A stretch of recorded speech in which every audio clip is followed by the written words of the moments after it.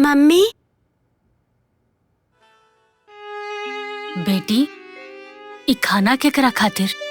तोरा खातिर मम्मी। हमरा खातिर? हाँ, काहे कि कल रात से तू खाना नहीं खैले ना। हम बड़ा किस्मत वाला बानी कि हमरा पास बेटी बाड़ी सन।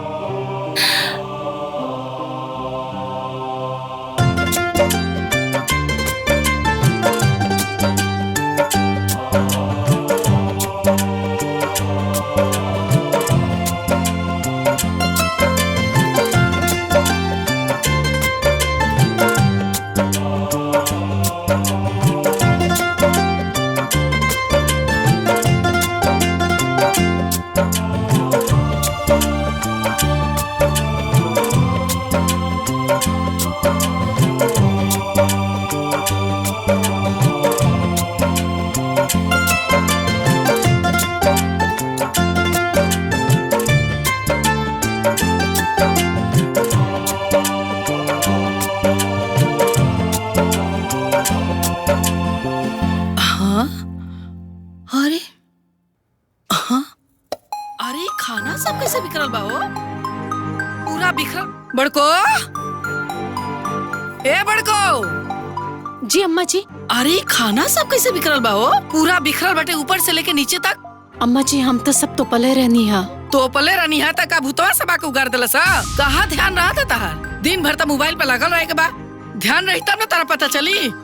दादी हम बिलाई के देखनी आई। कहा बिलाई के? हाँ दादी, बिलाई के। कर देलस ने सब खाना सत्यानाश। अम्मा जी हम दोबारा बना देता नहीं। हाँ तो जाके जल्दी बनाओ, हमरा भूख लागल बा जोर से। हाँ हाँ। कोनो काम पे ध्यान ही रखे इनका।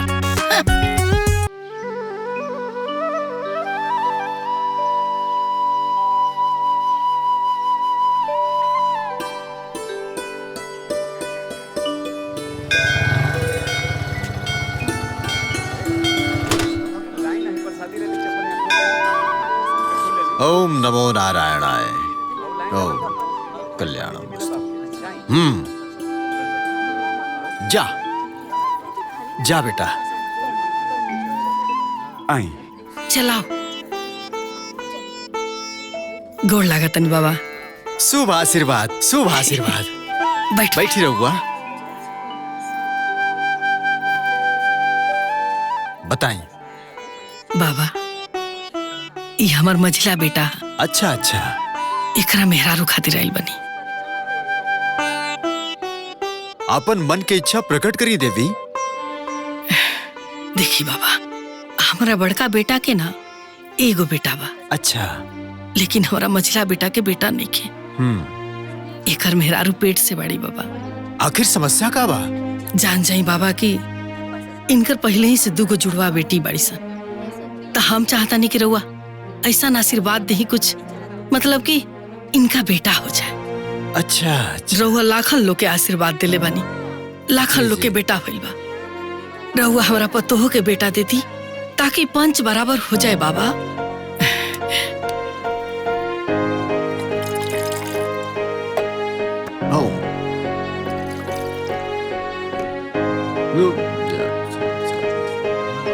जय हो हल्दी वाले बाबा, कृपा करा।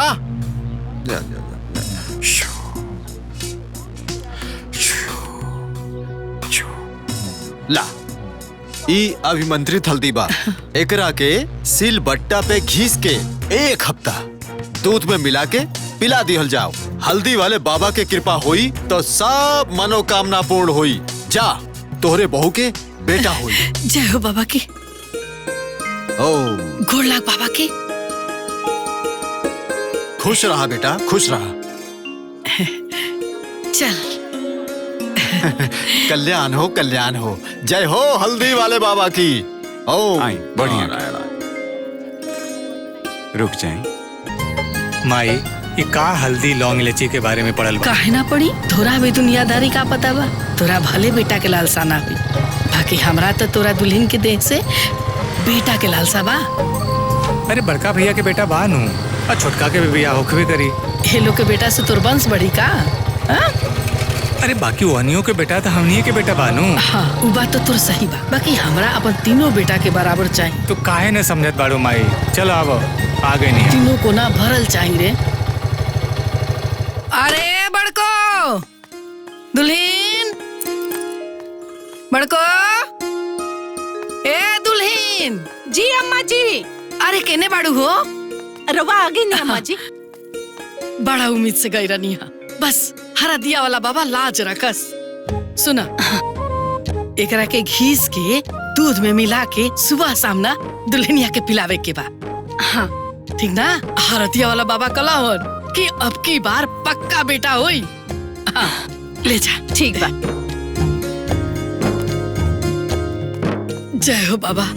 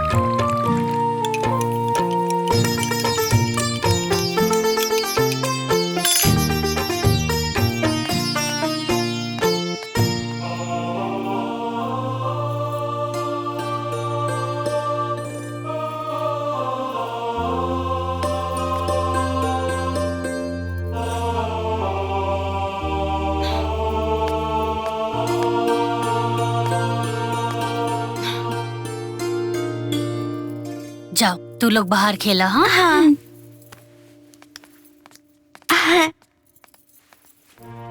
ला ये हल्दी वाला दूध पी ला, बाबा का प्रसाद है। अभी कौन बाबा के उपाय है? ये हल्दी वाले बाबा का है। अम्मा जी कहली ना कि अब की हाली तोहरा के बेटे ही होई। का दीदी, जब देखा हाय बेटा हाय बेटा। अरे भगवान हमरा के औलाद तो देले बाड़े ना, चाहे बेटा होखे या बेटी। हमरा के ये सब ठीक ना लागेला। तो हमरो ना तहारी कानून ठीक ना लगेला। एको बेटा होइए जाई त का खराबी बा? लेकिन ये सब अपना हाथ में नहीं खे ना अम्मा जी। वाह, हरदिया वाला बाबा कला अब की बार ना बेटा ही हुई। पिछली बार भी तो इलायची वाले बाबा कहले रहले नु। कितना बहस करेलू तुले? ये दूधवा पी लेबू तो तहर का घट जाई। ठीक बा, हम पी ले। ना ना हमरा सामने पिया। चला चुपचाप पिया। ला अभी एक सप्ताह पिए के बाद समझ गईलू। भगवान करस अब की बार हमारा मन की बात जरूर सुनी। दा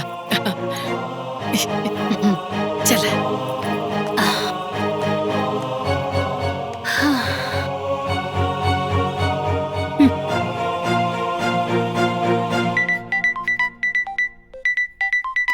माई हेलो। सोहित। हाँ माई को लगता नहीं। खुश रहो बउआ। आ सुन ना, तोरा मछली भौजी के ना गोद भराई करता नहीं ते आवता रे ना? ना माई हम तो ना आ पाए। काहे रे? वो का है ना माई कि हमार कोचिंग के ना लास्ट सेमेस्टर चला था तो। अच्छा ये बउआ सुन ना, तनी अपना फुआ के फोनवा जोड़ दे। अच्छा रुक माई, अब अभी जोड़ा तनी रुक। फुआ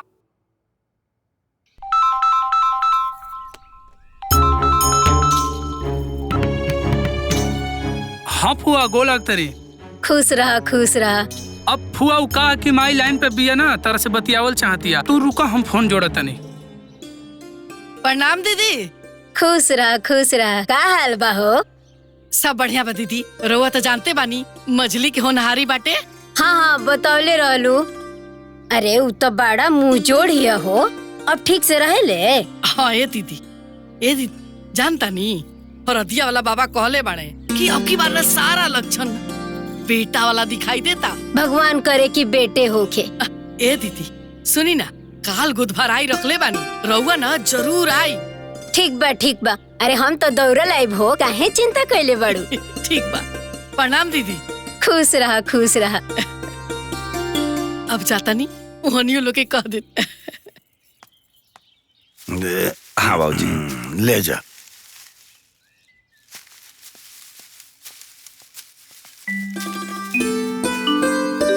काम आई। ए जी का बाजार से ना मिठाई मंगवा दे, कल मछली के गोद भराई करे के बा। अरे ये अचानक के काहे कैसे प्लान बना ले लू है? ना हित नाथ के बोलवाइलू, ना गांव जवार के न्योतलू, ऐसे कैसे हो जाई? अरे हम दीदी के फोन कर देले बानी, आ गांव घर के बुलावल काम राउर बा। ए मोहित, ई तहार माई होई, इनकर प्लान ना ऐसा ही बनेला। इन खाली नाथ देली, बाकी हिल फिल हमनी के करी। मतलब तो कहल का चाहता नहीं रहुआ कि घर में सबसे समझदार रहुआ बनी। अरे ना ना, हम ही कब कहनी है, रउर आदेश भइल बनू, आदेश पूरा हो जाए। ठीक तो ठीक बा, तो समधी और समधिन जी के रहुआ फोन करके बता दे। हाँ हाँ हाँ जी, हो जाई। और याद करके गांव पटीदार के खबर कर दे।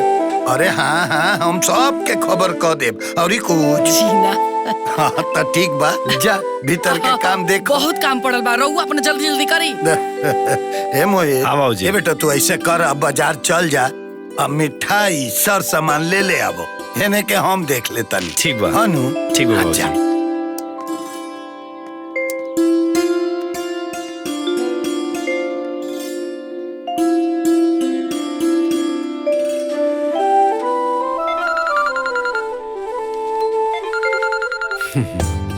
अरे समधी जी प्रणाम।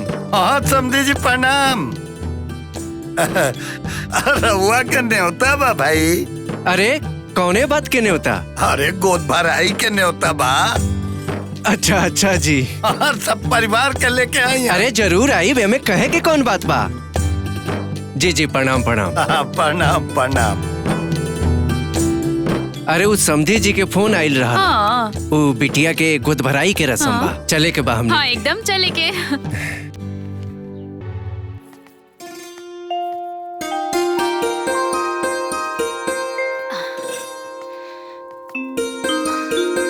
अरे तनी आराम से। हाँ।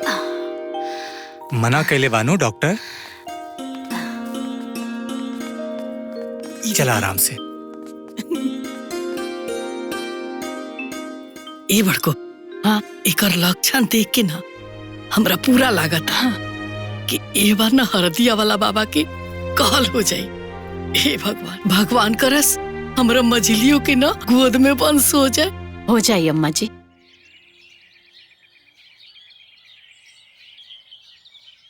ला एकरा के खा। अब बस दीदी हो गई।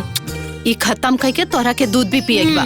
दोनों ना। अरे एक थो ले ले बस। मुंह में बाल। अच्छा ठीक बा। का हो बड़को? अरे दुल्हन बैठा बैठा बैठा। ऐसे देह में ना उठे के जल्दी जल्दी। तारा के बार कहले बनी कि दुल्हन के गड़ी छोड़ा किसमिस खियावल करा। भुला जाता रू। लाहो ला, गड़ी खैला से ना बेटा एकदम तंदुरुस्त पैदा हो गेला। हाँ खा ला, किसमिसवा खाला। हाँ?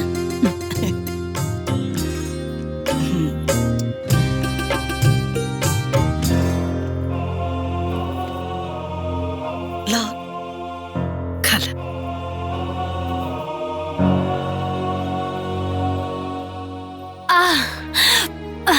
दीदी कुछ ना हो गए कुछ बस बस बस हो गए बस। हाँ बस। हे भगवान, हमरा पतोह के प्रसव पीड़ा होता। अरे उ गऊ गोहारी, दया करी। हम 1.25 किलो मिठाई चढ़ाई, भगवान दया करी।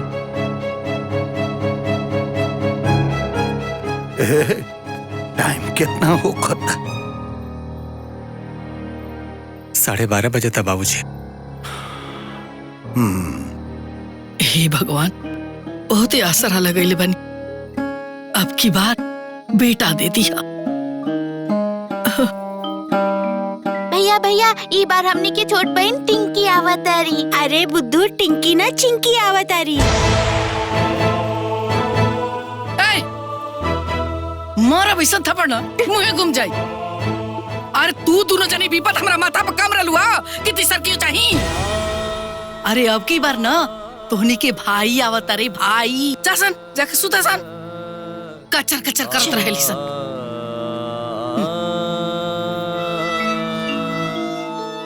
हे हरदिया वाला बाबा, अपना हरदी के लाज रखिया। अब की बार ना समाज में हमारा सर ऊंचा कर दिया, हमरा के पोता दे दिया बाबा।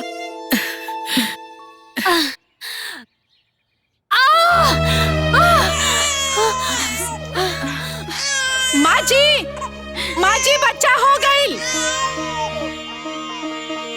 हाँ चलिए चल चल। अम्मा जी बच्चा हो गई। बेटा भइल ना? नहीं, बेटी भइल बिया।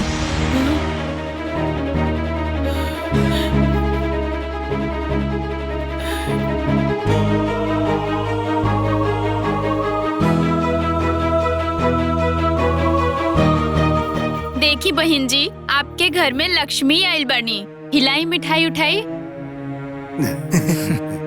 अरे आग लगो ऐसा लक्ष्मी के जय जैसे।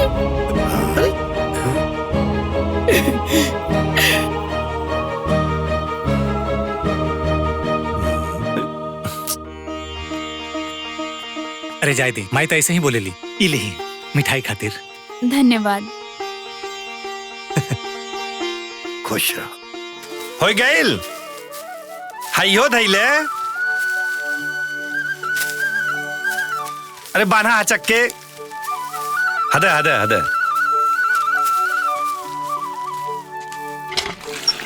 बड़को जी अम्मा जी। अरे रोहित कहाँ बा हो? अम्मा जी वो तो अपना कमरा में बाड़न। अरे बाबू रोहित। हाँ माई। अरे तनी हेने आई बे। हाँ कहा माई? ए बबुआ, लालनपुर में ना एगो लौंगवा बाबा के बारे में पता चलल बा। कादुनी लौंग पढ़ के देवेलन ना तब बेटा होखेला। ए बाबू ले चल बे तू उनका भेरी। माई अब हम कहीं और जा रहल बानी, तोहर पुतहू के लेके। कहाँ जाता रे? ऑपरेशन करवावे। का ऑपरेशन करवावे? हाँ ऑपरेशन करवावे। ते पगला गल बड़े का कि तोर दिमाग खराब हो गइल बा? एको बेटा भइल ना, चल दला ऑपरेशन करवावे। अरे माई बेटा ना भइल त का भइल? बेटी बाड़ी सन ना, इन्हीं के औलाद ना हसन का? अच्छा यही सबसे हमार कुल वंश चली ना। एहनिए के तार कान के कुदारी उतरी हसन। अरे पगला, बेटा भविष्य के आधार होकेला, अब बेटी माथा पर के बोझ होकेली सन। देख कह देता नहीं, जब तक एगो बेटा ना होई ना तब तक ऑपरेशन ना होई। काहे ना होई? काहे ना होई अम्मा जी? जब देखी रउआ खाली हाय बेटा करेनी। अरे बेटी हमनी के हैसन, माई बाप हमनी के हैसन, त रउआ ऊपर काहे इतना बोझ भइल बा? बोलबू तो फटर फटर। तारा बेसी ज्ञान हो गिल बा। भूत भविष्य वर्तमान सब तारा लौकता। अरे रउआ लौकला से हम अपन आँख आंधा ना नु कर लेब। ए बेटा मना कर इनका के, इनकर बात सुन के ना हमर पारा चढ़ जाता। अरे माई तो ते अपन पारा काहे चढ़ावत रे? अच्छा तते हु इनकर भाषा बोले लगलिस ना? अच्छा तो अब राउर हमार मुंह बंद करवा दे।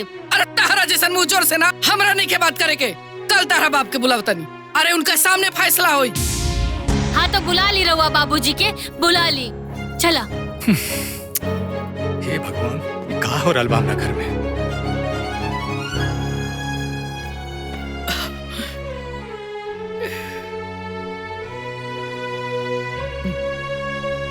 समझा दी अपना बेटी के, ये हमार घर, हम जो चाहब ना उहे होई ये घर में। मशीन ना है हम, हमार बेटी बेटा बाड़ी सन। लेकिन बेटी से खानदान ना चलेला।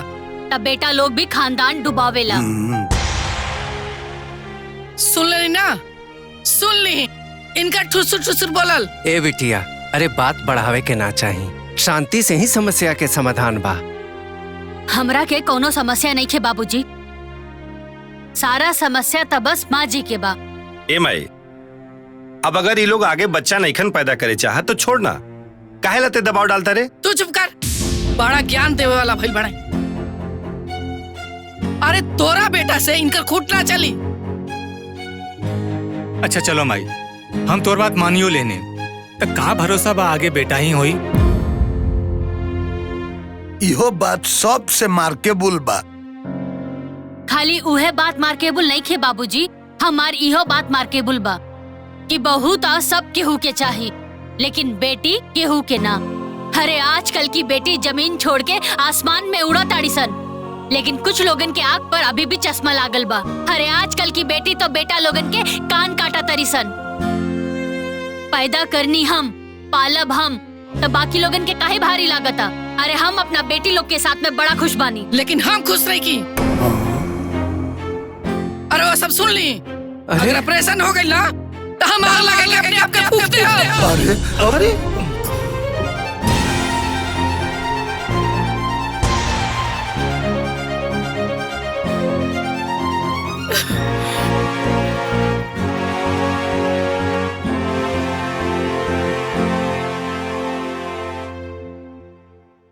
रागिनी, घर में बवाल करवौला के का जरूरत बा?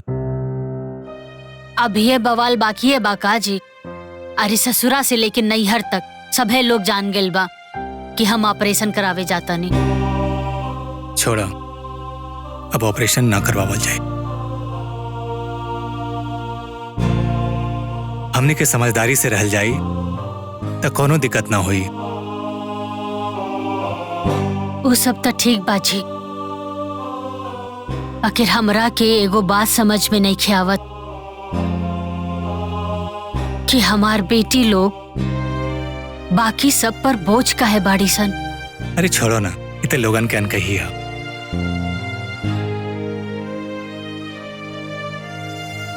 लोग खातिर भले हमार बेटी बोझ बाड़ी सन,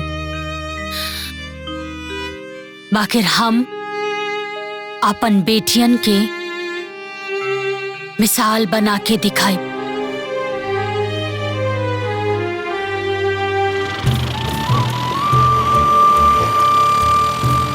ए बाबू, चार चांस जोती हो, माटी एकदम रुई के फहानियन होके के चाहिए। का रोपाई जी? अरे धान के बिया डलाई बेटा, चलो जोतो। ए बाबूजी, हाँ बियाने पानी चला दिए का? अरे पगला, पहले जोताई, घर पतवार बिनाई, तब नु पानी चलावल जाई। हाँ तो ठीक बे, बियाने जाके उ धान के बिया और खाद ले लिया बते। हाँ हाँ, ये काम पहले जरूरी बा। कलो कलो। ए बाबूजी, अब की बात काला नमक बोल जाए। अरे काला नमक में ढेर पानी लागेला। अरे जो तब बरखा का कम भइल है तब की बार पानी चलावल जाए, लेकिन बोली काला नमक में। अरे पानी कम पड़ी नु तब भी अबे ना फूटी, पूरा बहले बड़ा का। जवन होई सो समझ के होई, तारा कहला से ना होई, बुझ गए बड़ा का। मर्दवा जब देखा तब बैले बैल कहत रहला। बढ़िया, ज्यादा ज्यादा ज्यादा हम बैल हुई।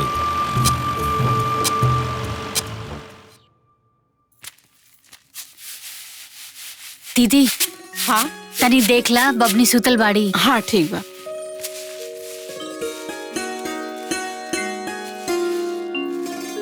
हाँ बबनी सुतल बिया।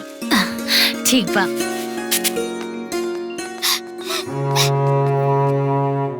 का हो गई? काहे रोवतारू? माँ, अनूप ना दीदी के मार देलस। केहू मार देलस और तू लोग रोवत आ गइलू? एक बात हमार कान खोल के सुन ला तू दोनों जनी। अगर तोहरा के केहू मारे तो ओकरा के मार के अइहा, और अगर तोहरा के केहू रुआवे तो ओकरा के रुआ के अइहा सन। ई दुनिया इहे भाषा समझेले। अच्छा, बहुत निमन शिक्षा देता रही हैं लोग के। उज्जवल भविष्य लौकता। हमार बेटी मजबूर ना, मिसाल बनी है सन। हाँ तो भाला धरा दे यानी के हाथ में, पूरे गांव में भांजा चलिया सन। मिसाल बनावा तारी बेटीन के।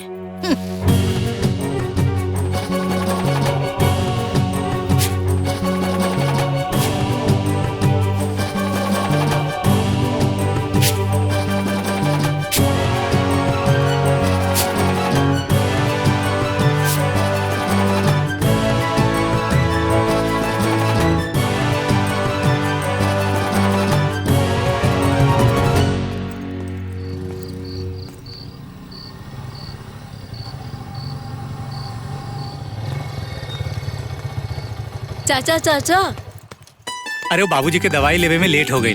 पढ़ाई हो गई? अच्छा अच्छा। टिफिन खेला है ना? हाँ। चलो बैठो।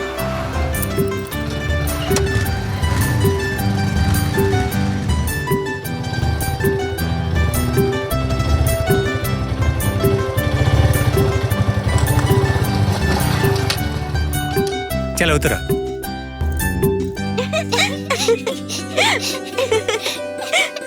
मम्मी मम्मी स्कूल से आ गई नहीं हो। हाँ रख दो बैग। भैया भैया हमनियों के पढ़े के हमार बैग छोड़ो लो, छोड़ो हमार बैग। तू काहे ना देबा? हम अपन बैग तरह के ना दे। ए दीदी बैग छीन लेवे के। छोड़ो हमार बैग, छोड़ो हमार बैग, छोड़ो हमार बैग, छोड़ो बैग। अरे छोड़ो छोड़ो छोड़ो हमार बैग, छोड़ो छोड़ो हमार बैग, छोड़ो छोड़ो हमार बैग, छोड़ो लो। ए छोटकी देखा तई लोग बहुत तमाशा करले बाड़ी सान। छोड़ो अरे रिंकी पिंकी छोड़ो। ये क्या करत आड़ू? भैया के बैग छोड़ा, छोड़ा भैया के बैग। हाँ का भाई? मम्मी मम्मी हमो के पढ़े के बाद दिवाली ना बैग। अच्छा ठीक बा, पापा के आए दा, फिर तोहरा लोगन के नया कॉपी, नया किताब और नया बैग हम दिलवा दे। चल तोर कपड़ा चेंज कर देता ने। सुनी जी, अब इकनी के बड़ हो गई बानी, अब इकनी के भी एडमिशन स्कूल में करवा दी ना। हम सोच ले बानी, एडमिशन चालू होखे दा, हम दोनों के अच्छा स्कूल में एडमिशन करवा दे। अब तक खुश? हैप्पी चलो चलो बेटा चला। कहो बाबूजी। हाँ इतने भी हम खेतवा हो जाई ना? इतना दिन से खेती करत तारा के इतना हूँ अंदाज नहीं खे। अरे जब पूछ डाली ते हमें का हो गए? भैया कुछ कहा तरह नहीं? हाँ बाबू यह कतरा ली ना के झोरा पकड़ जल्दी जो और 3 किलो पोटास जल्दी से लेके आओ। वाह काल बाजार गल रहे इतना सामान लेके आइले हा तो हई पोटास याद ना भइला। हाँ यही से कहल जाला नया नया जोगी अब पीठी पे जोटा। बाबूजी जब तक बिया बोवाई, जब तक खाद बोई तब तक ही लेके आ जाई। ए बाबू तो जल्दी जो और ट्रैक्टर वाले के जल्दी से खेत में भेज, कहे से कि हम खाद बिया लेके आवत नहीं। ठीक तू जो जल्दी जो। अरे जा रहा अब जो हमेशा आपो ना बाबूजी हरदम चिंगोटी काटल ठीक नहीं पे। अरे बर्धा के तहा कही के पड़ेला, बुझ गईले? बाना के धर। अरे बाना बाना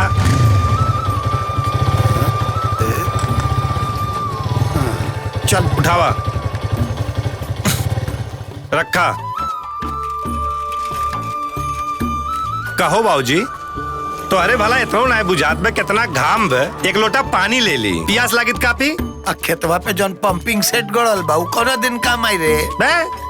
हाँ वह खेते मटियाइल पानी पी तो पालक चाचा खुश। अरे आज गांव भर में अगली बिया डाले जाता है। हाँ टाइम हो गइल बा, सब ठीक बा।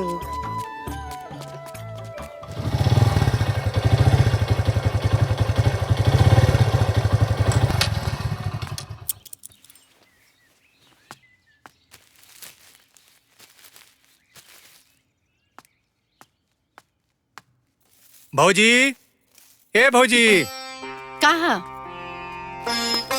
इला पपुआ खातिर बौन बेटा। अरे सुना, अरे भैया के तनी बादाम उदाम खियावा, बहुते भुलाता रहे। हाँ, कुछ भी बोलेला। अरे रागिनी कहाँ बाड़े हो? पापा आ गए। अरे रुको लाइल बानी। अरे रुको हो ले आइल बानी हो। अरे मारे के निके लगली लोग का पार पर देखली ना कूदे लगली हो। चॉकलेट छोड़ो ना जाए दा। ई रखो, इला दूध बच्चा लोग के खियावा, सब तंदुरुस्त रही। हाँ बनावा तंदुरुस्त, तारा माथा पे के बोझा ना उतरी आसान। पियावा अरे जहर दे दे जहर, ताकि माथा पे के बोझा लुक हो जाए। बेटा ना है सन। माँ जी लोग के बेटा लोग खातिर होई, हमरा खातिर यह हमार बेटा है सन। अरे छोड़ा ना, काहे यहाँ के बोलला के फेर में पड़ जालू। ना दीदी, माँ जी के ये बात पता चले के चाहिए कि हमार बेटी हमार माथा पर के बोझ ना, हमार माथा के पगड़ी बाड़ी सन। और रउआ इनका जितना देख के जलब नु, ये उतने ही फूल लियन फुलई है सन। हमार बेटी हमरा ला हमार मान सम्मान और अभिमान बाड़ी। और रउआ देख लिया, हम अपन बेटी के बेटा बनाई। बेटा बनाई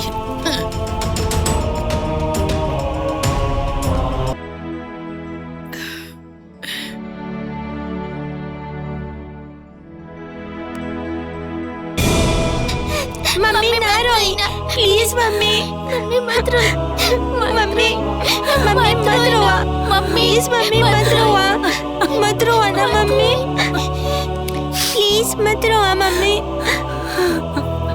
बहू महीना दिन मरला हो गई, कबले ऐसे रोत रहबू? रोवाला से मुअल आदमी वापस ना आवेला।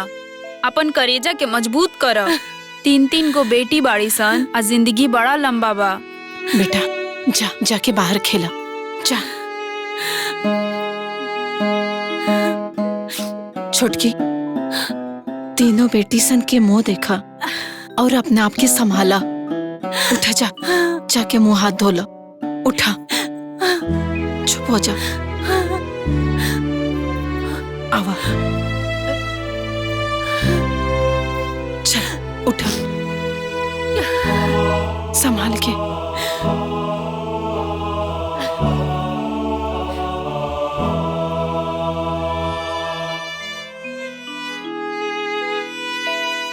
चाचा चाचा, पापा ना सुतल रहलन, पापा का केहू सुतते में उठा के लेके चल गई। इस सब के कलश है बेटा? दादाजी कहत रहले कि पापा अब कब्बो ना आई है। काहे कि तार पापा मर गइल बाड़न। पप्पू, पापा मर गइल बाड़न तो अब ना आई है का? ना बेटा, पापा जरूर आई है। अरे पप्पू कुछ ना बुझाला, बुद्धू है, कुछ बोलत रहेला। तू तो हमार शेर बेटा हो ना। हाँ, पापा जरूर आई है बेटा।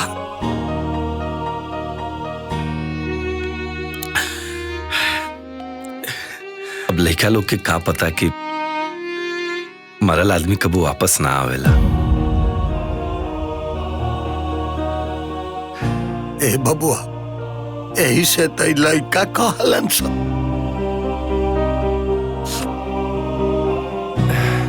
कैसन बदनसीब बड़ा सन, यही उम्र में बाप के साया सर से उठ गई। ए समधी जी, हाँ, हमरा बेटिया पे तो दुख के पहाड़े टूट गई। समधी जी, हम चाहत रहनी ना कि कुछ दिन के लिए बेटिया के विदाई कर देती तो ठीक रही। बिल्कुल विदाई मत करियो, यह तो टाइम बा इन्हीं के मुँह जोरई छोड़ावे के। वो का बा ना कि तनिका नैहर घूम लेती तो उनकरो मन बहल जाई। का पता मन के साथे साथे ओकर नियतो बदल जीतो। का पता, तोहरा तो पता बा ना, अपना हिस्सा की जमीन भाई भतीजा के नावे लिखती तो। तोहरा तो पता बा कि वो कितना जिद्दी और मुंहजोर बिया।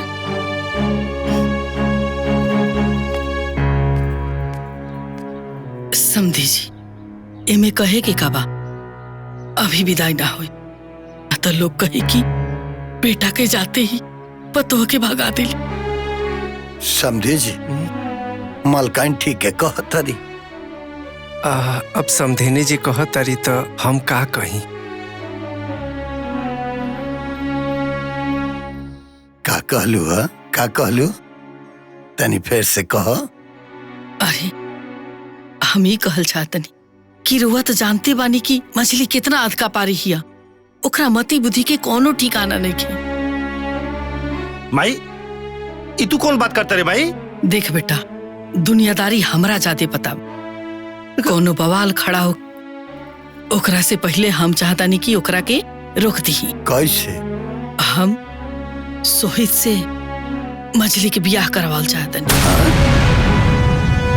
ओकरा से पूछलू? अरे तेमे का पूछे के बा, हम बुला दे तनी, रोए पूछ ली। बुलावा। सोहित। हाँ माई। केना बुआ? आवो तनी माई। का माई? ए बेटा, तोरा से हमनी के कहल चाहतनी जा कि ते अपना भाभी रागनी से बियाह कर ले। कहा? अरे एमे इतना काहे चिढ़ाता रे? अरे माई, तो सब कहा कहत रहे, तोरा कुछ बुझाता? अरे वो हमार भौजी है। अरे एमे कौन हम नया बात कह देनी? का दुनिया समाज में देवर भाभी बियाह नहीं के भइल आज तक? देख माई, का भइल का ना भइल हमरा कुछ नहीं के पता। बस हम शादी ना करम त ना करम बस। बोल बे सीधे। अरे हमनी के बुरबा कैसान कि तोर बियाह तोर भौजी से करावल चाहता नहीं जा। अरे जौन हमनी के करल चाहता नहीं जा हमनी के करे दे। पर माई हमर बातें सुन। हाँ।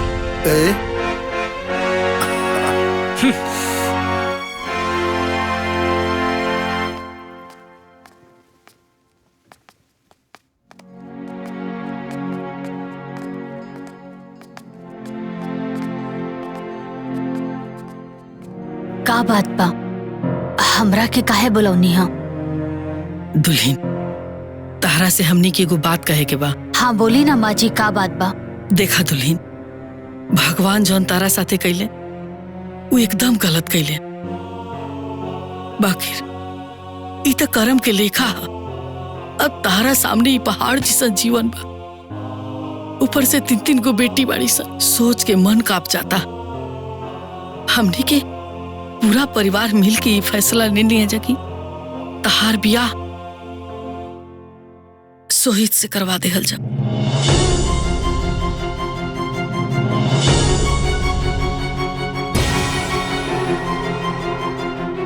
माँ जी, रवा लोग जौन हमरा बारे में सोचब होखब, ठीक है सोचब होखब। बाकी हम ही शादी बियाह के पक्ष में नहीं की। काहे कि हमार मन नहीं खे कहत। जब ओकर मन नहीं खे करत त जाए दो। काहे जाए दीजी? भले हमर बेटा नहीं खे, लेकिन ये तो पता हमर बाड़ी ना बहन। अब इनका के हमनी के छुट्टा नहीं खींचे छोड़ ले। अरे ये सब जबरदस्ती थोड़े ना कइल जाला। अरे तो इहो तो ठीक है नु कहत बड़ी। अभी दुल्हन के कुछ बुझात नहीं खे। एमे बूझे के कहा बाबुआ जी? अगर भगवान हमरा किस्मत में सुहाग लिखले रहते ना तो हमार सुहाग उजड़ते ना। और हमरा के कोनो ब्याह व्याह नहीं खे करी के। हाँ, हम तो जानते रहनी है कि पहले ही हमारा बात के कोनो वैल्यू ना रहे, अब तो और ना रही। अरे हम जानते नहीं बहुत बढ़िया से कि तू अपना मन के आओ। हमरा पता रहे कि हमरा तारा तरफ से ये जवाब मिली। अरे और बात पे काहे चिल्ला तरू? दुल्हन ए खाली तोहू सोच समझ लो, काहे कि हमनी के तहार दुश्मन ना हो जाए। बाबूजी, अब हमरा में हिम्मत नहीं खे। एमे हिम्मत वाला कौन बात बा? तू तो देवर जी के जनते बाड़ू सब ना, कोनो नया थोड़ी ना बाड़न। दीदी, रवा सब लोग हमरा साथे जबरदस्ती ना करी। हमरा के हमरा हाल पे छोड़ दी। हाँ, तेरा अपना हाल पे? अरे ऐसे भी तारा पे कोनो लगाम नहीं के रह गई। हमनियों के तारा से कोनो मतलब नहीं के। मत रखी मतलब अम्मा जी। जब भगवान ही हमरा किस्मत में दुख लिख ले बाढ़े, तरहुआ लोग हमरा के सुख नहीं की दे सकत। अरे हमार जीवन के सुख, हमार सिंगार, हमार अरमान, सब कुछ हमार पति के अर्थी के साथ में जल गई। अब रउआ लोग हमरा से कोनो मतलब रखी या ना रखी, हमरा के कोनो परवाह नहीं खे। हमार 3 गो बेटी बाड़ी और हमरा खातिर यह हमार जिए के सहारा बाड़ी। अब हमार जिए के उद्देश्य हमार बेटी बाड़ी सन। देखलू, इतना सब भइले के बाद एकर तेवर कम ना भइल।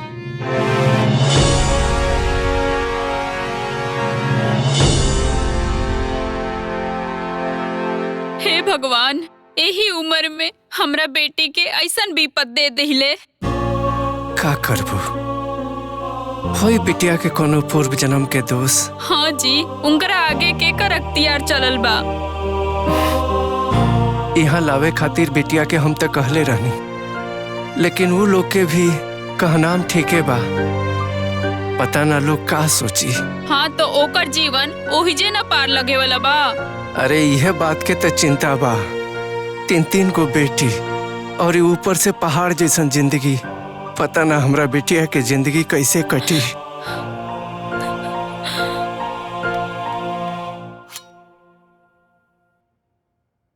हे भगवान, दूध तक खत्म हो गइल बा।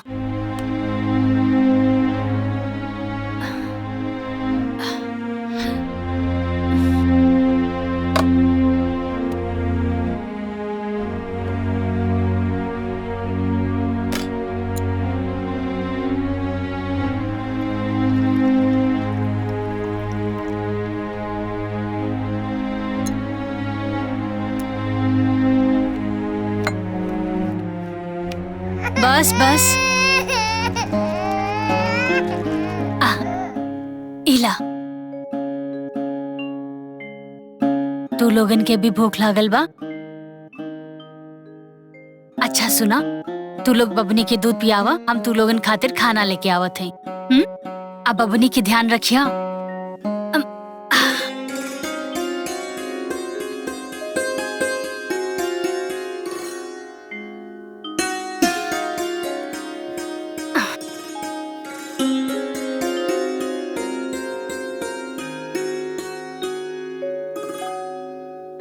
दीदी, दीदी आई चली रवा, खाना खा ली। हमनी के खा लेली बड़ी सन, तू जा खा ल। अच्छा ठीक बा।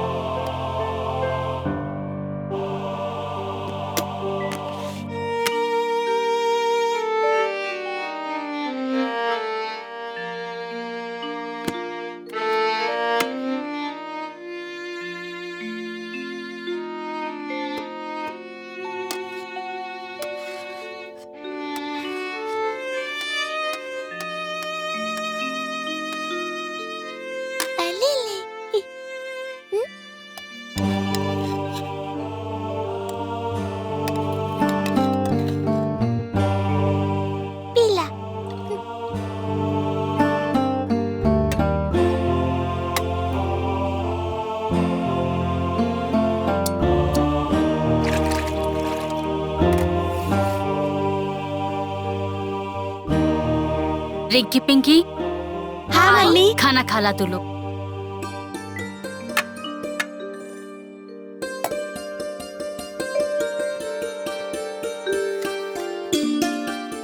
अरे हमार बच्चा, हमार सोना बेटी, आज बब्बू करा दो हमार सोना गुड़िया।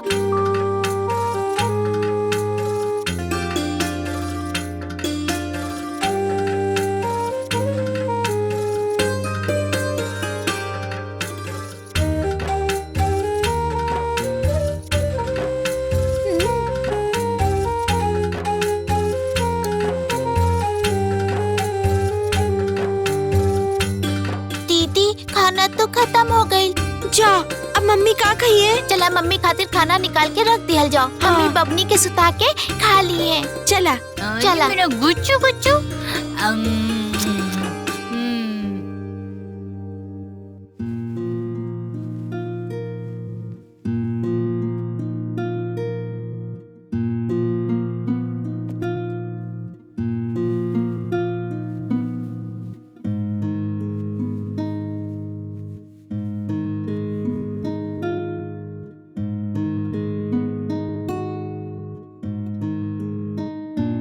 अरे किचन में तो खाना ही नहीं खे।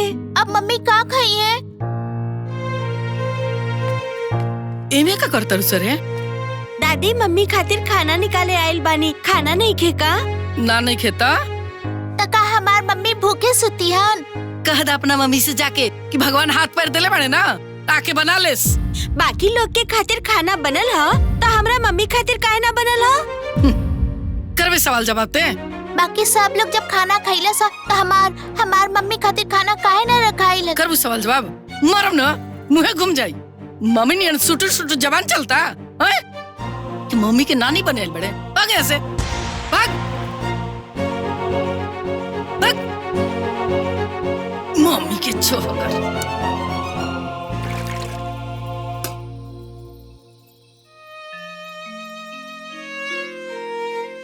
मन बढ़ू माई के मन बढ़ू बेटी सा, सही में कहल गई बा, जैसन पिसान वैसन रोटी, जैसन माई वैसन बेटी।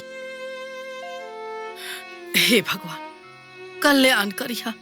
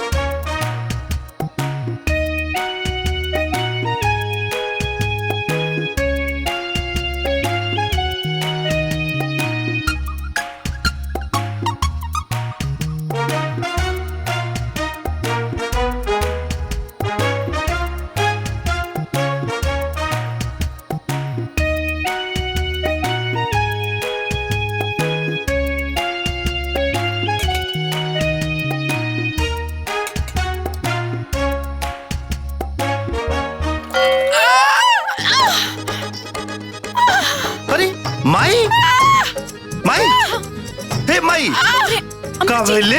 अम्मा जी का भइल अम्मा जी? अरे बउआ, अरे बताइए का भइल? खोला खोला पहले। हां अम्मा जी। हाय तार के सिया के बांधल? अरे हम देखला रहती तो कर मुड़ी ना में मरतले रहती। अम्मा जी उठो। हां उठी उठी। अरे बाप रे बाप, अरे जान जाए कि पहले पानी डालस फिर बाल बांध देलस। हमरे कुछ समझ में नहीं क्यों के कोयला से दादा। लेकिन माई तोरा ही जाके ले सुतल ही ना चाहत रहे। ठीक है कहते रहे बेटा, हमरा लगता कि हमरा पीछे भूत प्रेत तला छोड़ देलस। हाँ तो चल बू। हाँ जी चलता नहीं, पंखा चलता नहीं। हाँ तारा आंगनवा में एसी या कूलर चलत रहे नु। चला चुपचाप। चली तकिया वो गीला कर देलस। चले चला। बाप रे, भिंगा देलस, नींद हराम कर देलस रे दादा। चला। हाँ चली।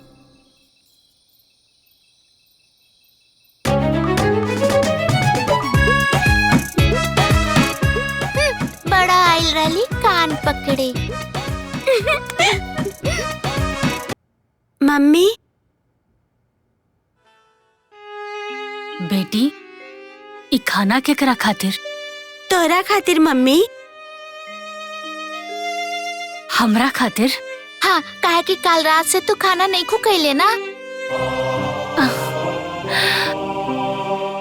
हम बड़ा किस्मत वाला बानी कि हमरा पास बेटी बाड़ी सन।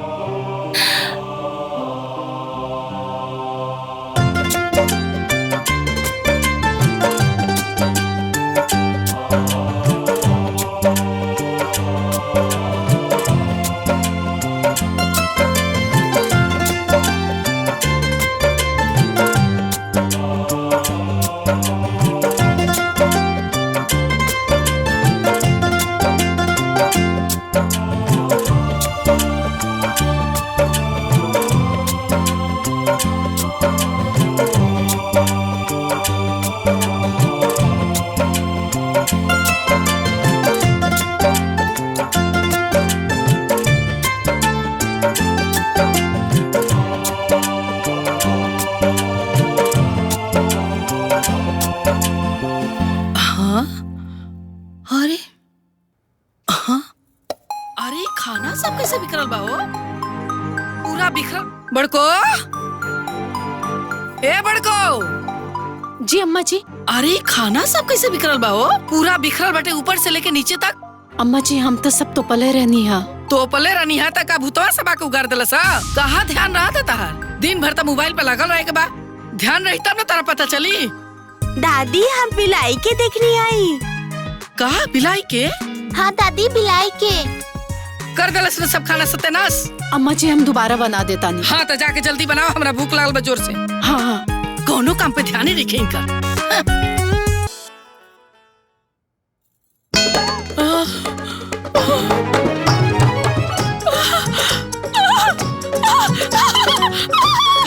का भइल अम्मा जी? खाना बनल बड़े के जा मिर्ची मिर्ची तो हम ना डाले रहनी है। खा के देखा ना, झूठ बोलता नहीं हम। अरे बाप रे।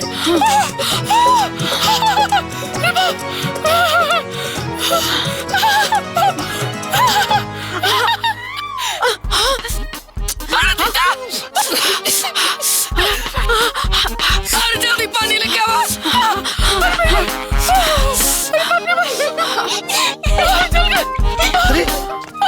अरे का भइल? का भइल हो? बाप रे बाप। का भइल? अरे खाना खानी बनावे के तो सर एक खाना ना जार बना के ला दली। अरे बाप रे। अरे कौन बात ना। ए दुल्हन जा दूसर खाना बना दो। रह दी, अब दूसर खाना ना बनी। इनकर लापरवाही के ये सजा बा क्या सबके मुंह में? हमने के बाप रे। काल तू लोग हमार मम्मी के उपास रख ले रहलू ना। आज तू लोग के उपास रहे के पड़ी। बदला पूरा। चैनवा खराब है गिल का।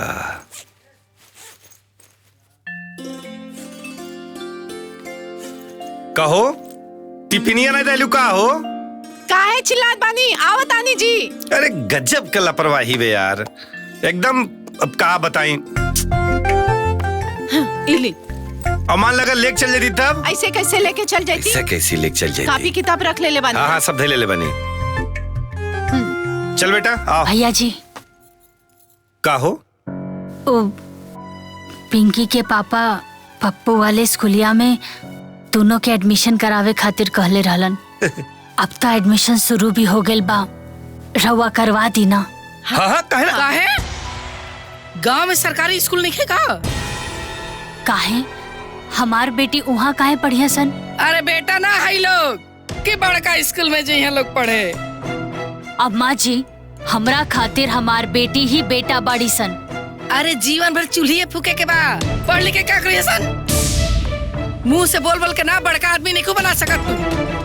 अरे अभागिन बड़ी सन, अभागिन। दिन दुनिया देखली सन ना कि बाप मर गई, चलल बड़ी बराबरी करे।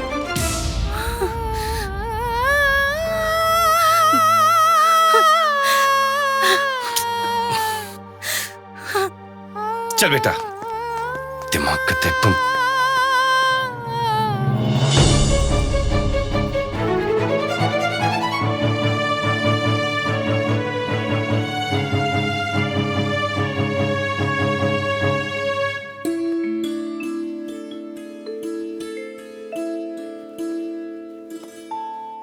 माई चाय बन गई। अच्छा चला।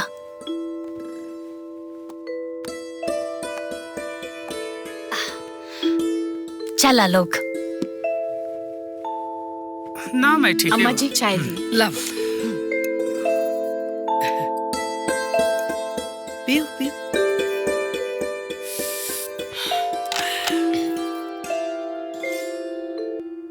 हमने खातिर चाय नहीं खे बड़की मम्मी। नहीं खे। काहे नहीं खे? काहे की तहर मम्मी कहीं के महारानी ना है कि ठहरे ठहरे उनका के चाय पानी नाश्ता पहुँचावल जा। चला आवा ले आवल जाए।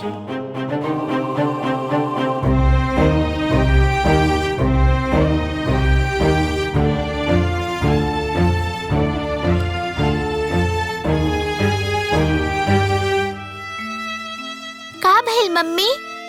चाय नहीं खे बेटा? हमने खातिर चाय काहे नहीं खे मम्मी?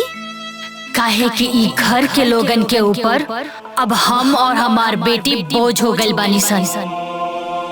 अब बर्दाश्त के बाहर होता, अब फैसला होकबे करी।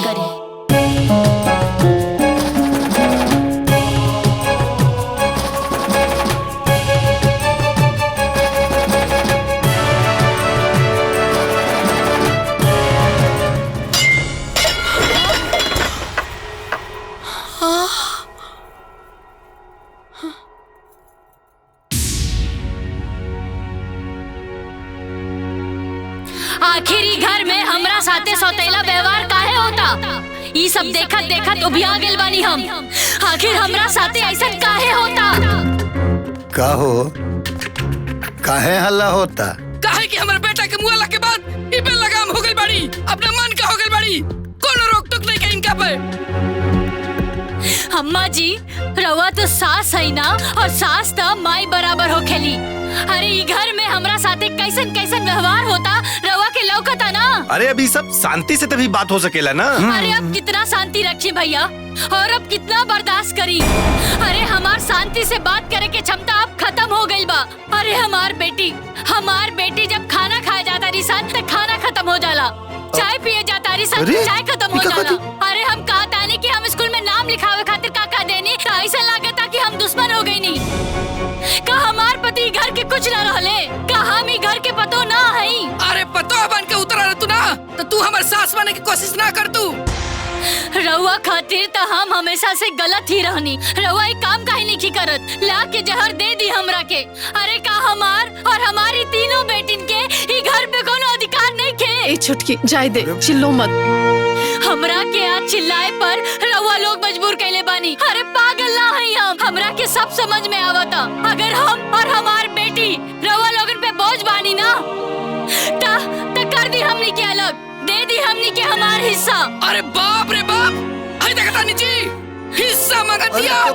अरे काहे ना मांगी हिस्सा? हाँ, ये घर में बिना खाना पानी से मरले से तो अच्छा बना कि हम अपन अलग बना के खाई। अरे तहर बाप दादा है कमा के निकल रहा गइल। हमार मरल मरद के हिस्सा के बाल की नहीं, हम माल की नहीं। ए माई, अब अगर ये सब होगी ना तो बहुत शिकायत हुई रे, बहुत बेइज्जती हुई। चुपा जो रे भाई, तू चुप रहा। चुप। तेरा काला से चुप नहीं। आय का जाने कौन बात के इनकरा इतना गर्मी भइल बा, उछाल रहल बड़ी। अरे इनकर कुदल त हम छोड़ाई। आ दुलिन चलो बर्तन बांटता। खाली बर्तन है ना, बाहर से लेके अंदर तक, खेत से लेके दुआरी, सब में हिस्सा चाहिए हमरा के। ए दुल्हन, आवेश में गलतियां होला बेटा। रहुआ चुप रही, हमरा कोनो लटर मटर ना चाहिए, कोनो लाग लपेटना चाहिए। सब बताइए अब, खेती बाड़ी घर द्वार सब ई हमार फैसला बा। हमरा मंजूर बा। ए बेटा, एक तो तू अकेला हो गईलू, आ ऊपर से ही घर के बंटवारा। ये बात हमरा तनको बढ़िया नहीं खे लागत। आज केहू के काम ना आवेला। भगवान हमरा के जौने शक्ति देले बड़े ना, वही में तोहनी के खिलाएब, जहाँ रहेम तोहनी के रखेम। तू चिंता मत कर बेटी। बाबूजी, जगह बदलला से समस्या के समाधान ना न होई, और वैसे भी कौना बेटी के जीवन नैहर में कटल बा। लेकिन बेटिया, जौन घर के लोगन के तोरा प्रति कोनो मोहे नहीं खे, तो उ घर में तू रहबो कैसे? हम ही घर में अपना पति के साथ गृह प्रवेश कैले बानी।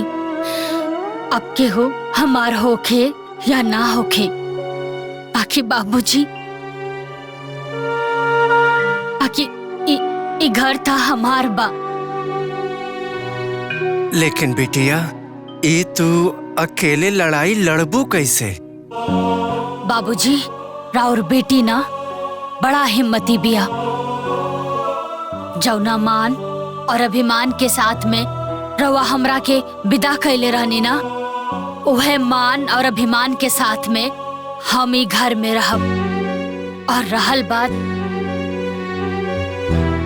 हमार बेटियन के, जौन लोगन के ऊपर बोझ बाड़ी ना, उनकरी सोच के हम गलत साबित करके रहब।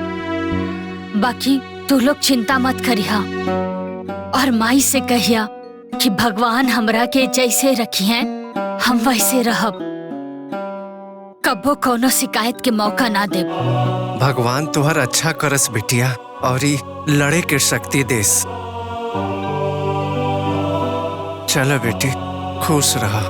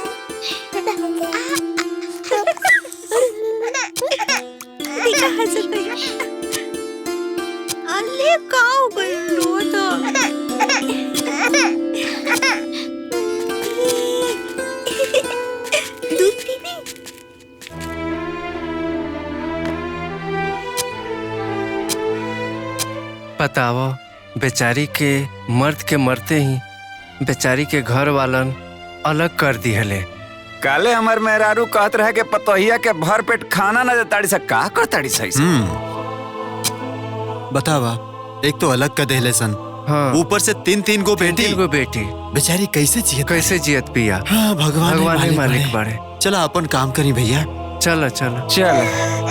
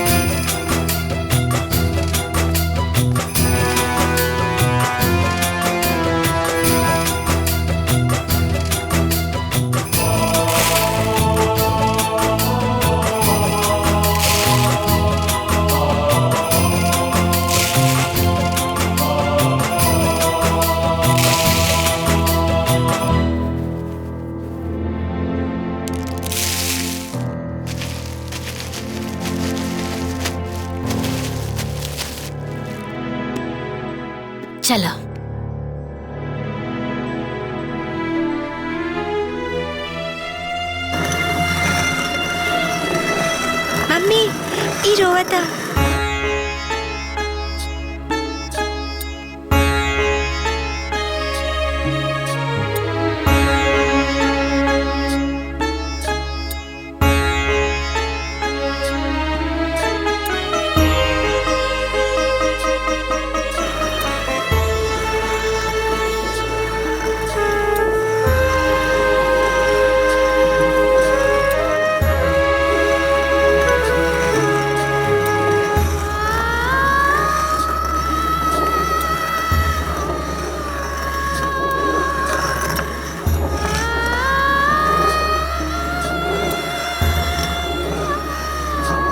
बेचारी बिटिया के गोद में लेके हिस्सा दिया।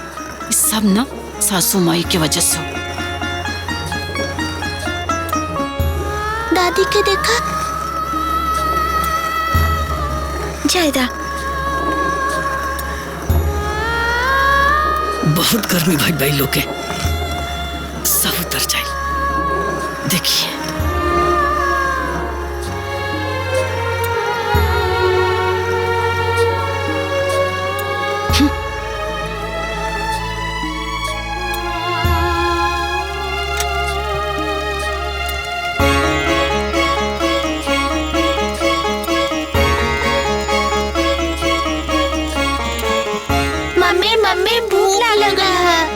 बस बेटा हो गए, खियावता नहीं। हाँ, और कितना टाइम लगी मम्मी? बस बेटा 2 मिनट। हाँ, बस एक रोटी और हो जाए। हाँ,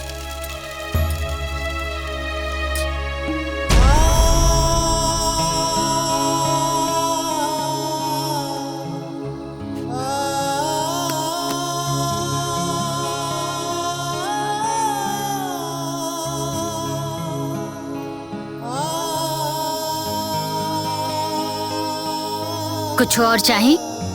ना मम्मी, पेट भर गइल।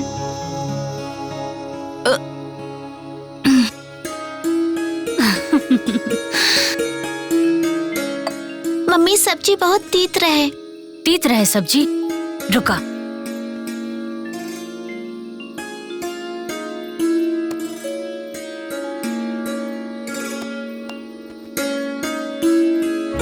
जब तीखा लागे ना तब चीनी खा लेवे के चाही।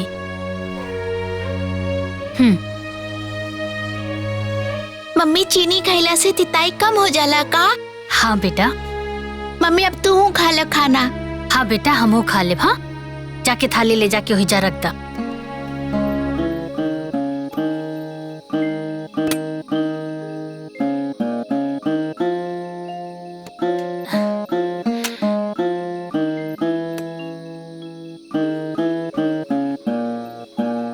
तू लोग पेट भर के खैलू हो ना?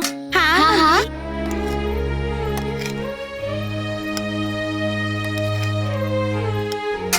मम्मी भरपेट खाना खइया। हाँ बेटा हम ता खा ले, लेकिन तू लोग के पेट भरल है कि ना?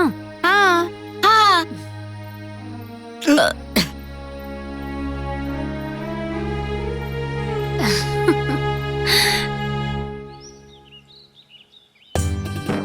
ये बाबू।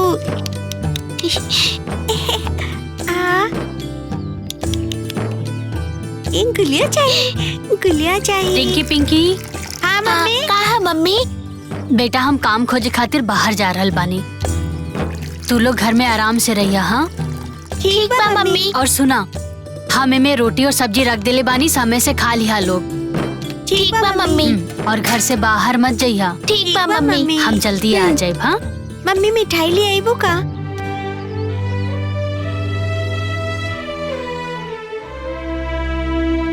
ना मम्मी मिठाई लेके ना आई है, बस तू जल्दी आ जाइए। ठीक बा बेटा।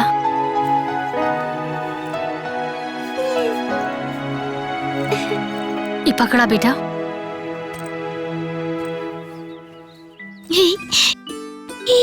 आजा आजा आजा।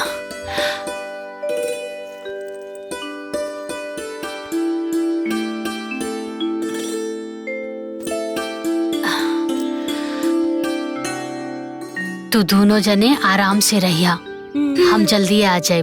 By by.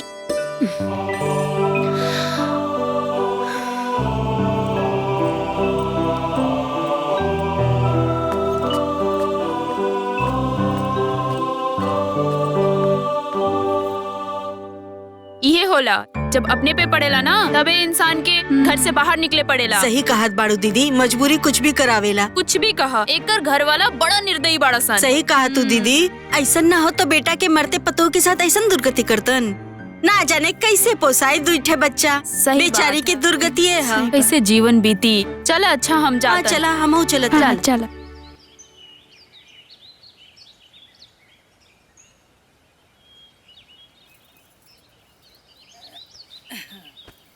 अरे माई रे माई, अरे बड़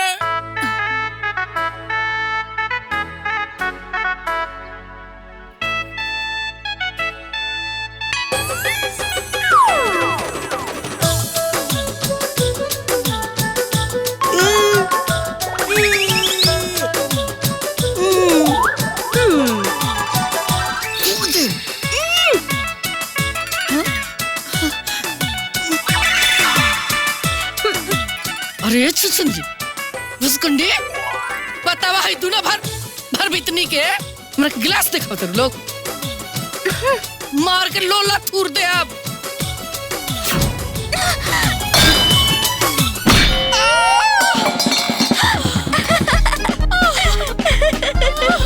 जैसे करनी वैसे भरनी।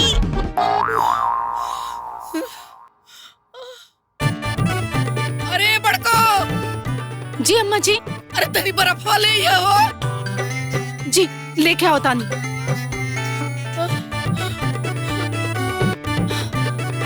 अम्मा जी कैसे लग गई? कहीं दीवार में टकरा गई रहनी का? अरे हम आना रही का कि कहीं टकरा जाए। जल्दी लगाओ बर्फ, दर्द कम होके। हाँ। झूठ बोले कौवा काटे, काले कौवे से डरियो। ज्यादा पिराता का?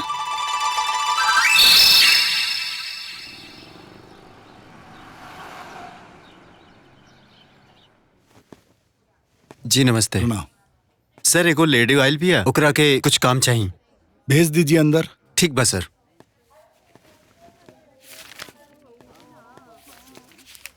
आप अंदर जाइए, आपके सर बुलावत आनी। अच्छा अच्छा। हाँ ठीक, हाँ जाइए।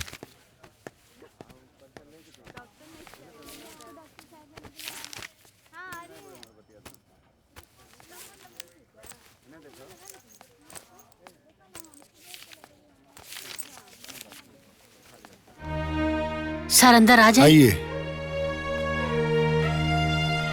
बोलिए। नमस्ते सर जी। नमस्ते जी, बोलिए। जी हमरा के काम चाहिए। यही एक बच्ची है आपकी?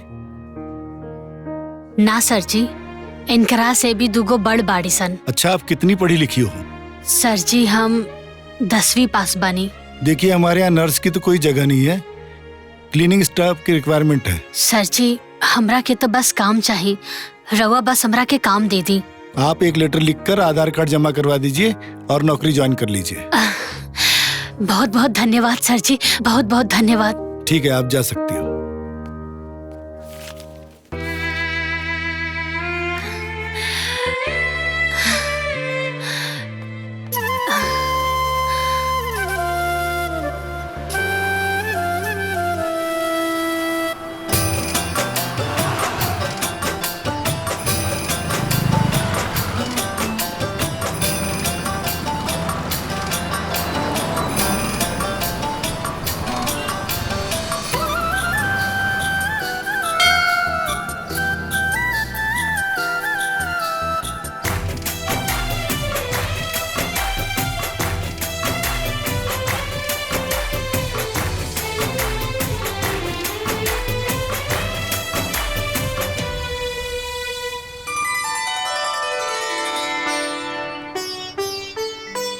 भगवान हमार सुहाग उजाड़ देला,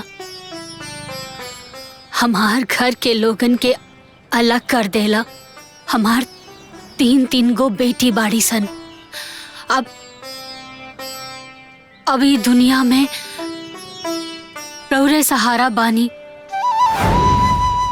आपन कृपा हमेशा हमरा पर और हमार बेटियन पर बनाए रखिया भगवान, बनाए रखिया।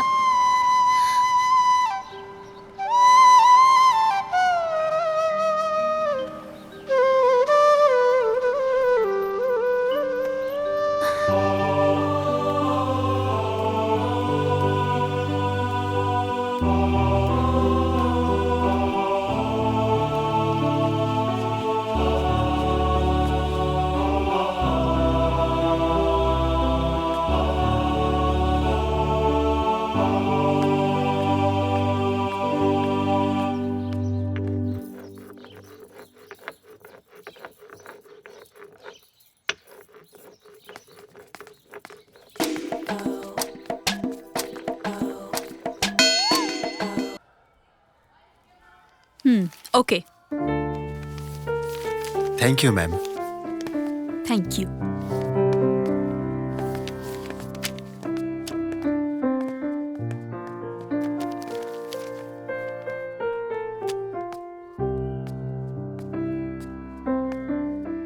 मैडम जी हम अंदर आ सकेंगी का? आइए। नमस्ते मैडम जी। नमस्ते नमस्ते, कहिए। मैडम जी एडमिशन करवावे के बा। किसका? हमार बेटियन के। हो, आपकी बेटियों का? जी मैडम जी, हमरा साथे वो लोग आयल भी बाड़न। बुलाइए। हाँ। रिंकी पिंकी। हाँ मम्मी। नमस्ते करा मैडम जी के। नमस्ते। नमस्ते। इनका एडमिशन करवाना है? जी मैडम जी। देखिए, मुझे लगता है कि आप बाय मिस्टेक यहाँ पे आ गई हैं। और यहाँ से थोड़ी ही दूर पे एक छोटा सा स्कूल है, शायद आपको वहाँ जाना चाहिए। ना ना मैडम जी, हम गलती से या मिस्टेक से स्कूल में नहीं आई नहीं। यही स्कूल में हमरा के एडमिशन करवावे के बा। फीस की चिंता रहुआ मत करी।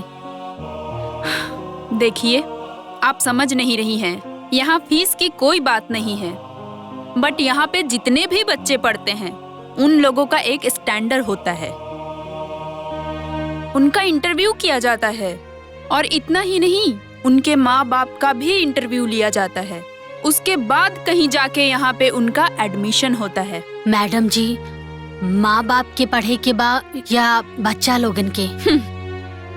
देखिए, स्कूल में पढ़ाई तो होती ही है, बच्चों को पढ़ाया लिखाया भी जाता है, बट अगर माँ बाप ही पढ़े लिखे नहीं होंगे तो बच्चों को गाइड कैसे किया जाएगा? अगर मैडम जी माँ बाप के ही गाइड करे के होखी तो फिर स्कूल में एडमिशन काहे करवाते? ये सब आपको समझ में नहीं आएगा। आप ऐसा करिए, किस क्लास में एडमिशन करवाना है ये बताइए पहले। मैडम जी, तीसरी कक्षा में। 3 में। देखिए, मुझे लगता है कि अभी इनको 2 साल तक यूकेजी और एलकेजी में ही पढ़ना चाहिए। मैडम जी, अगर रउआ के हमार बेटियन पे भरोसा नहीं की तो रउआ अपना स्कूल के तीसरी कक्षा के कोनो भी बच्चा के बुला के हमार बेटी सन के साथ कंपटीशन करवा ली।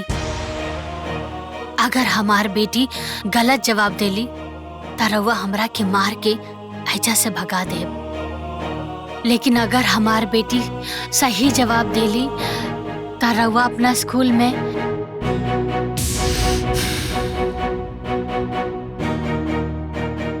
कुलदीप जी। जी madam. Yes ma'am. 3rd class के एक बच्चे को भेजिए यहाँ पे। जी।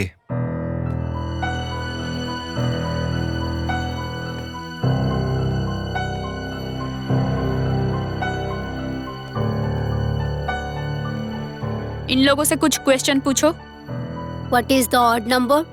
1, 3, 5, 7, 9, 11, 13, 15, 23, 25, 27, 29, 31. अच्छा, 1 minute. Next. What is the even number? 2, 4, 5, 8 and 12, 14, 16, 18, 20, 22, 24, 26, 28, 30, 32, 34, 36, ओके, 38. हो गया। You go. मैडम जी, छोट मुंह बड़ बात करतानी। काबिल बच्चा के ना वैल्यू होखे के चाहिए, चाहे बच्चा अमीर घर के होखे या गरीब घर के। और मैडम जी, हमरा हिसाब से शिक्षा के मापदंड माई बाप के स्टैंडर्ड और बच्चा सन के पहनावा ओढ़ावा देख के ना होके के चाहिए, बल्कि इनकर काबिलियत देख के होके के चाहिए। मैडम जी, हमार पति के देहांत हो गइल बा। हम अकेले ही कमाईला और अपन बच्चियन के पढ़ाईला, और इनकरा के हम अच्छी से अच्छी शिक्षा देब और इकनी के काबिल भी बनाई। रवा फीस के चिंता ना करे। माफी चाहते हैं हम। आपके हिम्मत को सैल्यूट करते हैं हम। आपकी दोनों बेटियों में से एक बेटी का पूरा खर्चा स्कूल उठाएगा। रुकिए 1 मिनट।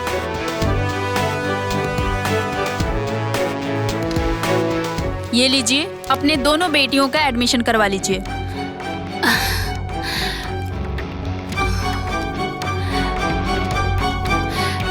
बहुत बहुत धन्यवाद मैडम जी। चला।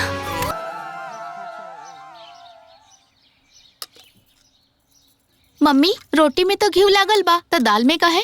रोटी में घी लागल बा तो उसे का दाल में भी खा लो। ई दुनिया में बहुत लड़ाई लड़े के बा, और तोहनी के हर लड़ाई जीते के बा। ला, हमार बेटी जितने मजबूत होई सन, दुश्मन उतने कमजोर होई। हाँ हाँ, खियावा खियावा, अरे खूबे घी पियावा। बेटी है सन, बेटा ना कबो बेटा के बराबरी ना कर पाई सन। अरे कुछ ना करिए सन। दीदी हाँ रउआ लोग बड़ हो के का बनब? Police officer. भाउर बनी है। काहे? हर जुल्मी के सबक सिखावे खातिर, चाहे वो मर्द होके चाहे औरत। हटो। अरे यही लफंग सब के चलते हम अपना पोता के हॉस्टल में भेजनी, एनी के साया से दूर कहनी। तोहनी के देखिए सन, हमर पोता अधिकारी बन के जाई, आ तोहनी के कुछ ना कर पाई सन। अफसर बनी लोग।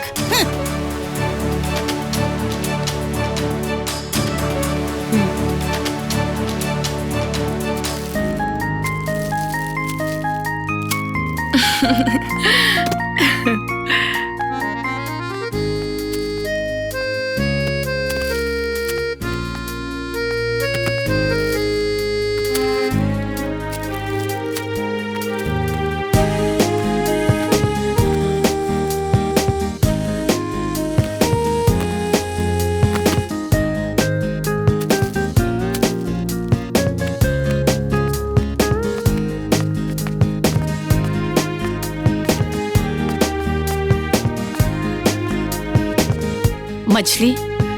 हाँ दीदी। हमरा मन पे ना एक बहुत बड़ा बोझ बा, हम ओकरा के उतारे चाहतानी। बोली ना दीदी। ई घर में जौन भी तोरे साथे भइल ना, उ ठीक ना भइल। मछली, हमनी के का स्थिति बा और उससे पहले का रहे, तू ओकरा के बेहतर जानता रू। हमनी के मजबूर बानी जा, कुछ कह भी ना सकीले। आज सफाई देला के अलावा हमने के पास और कोनो रास्ता नहीं खे।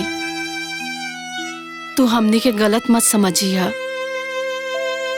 दीदी हमरा तो इहो सौभाग्य ना मिलल कि हम राउर पैर भी छू सकी। हाँ भौजी, आज तक हमने के आशीर्वाद दे दी।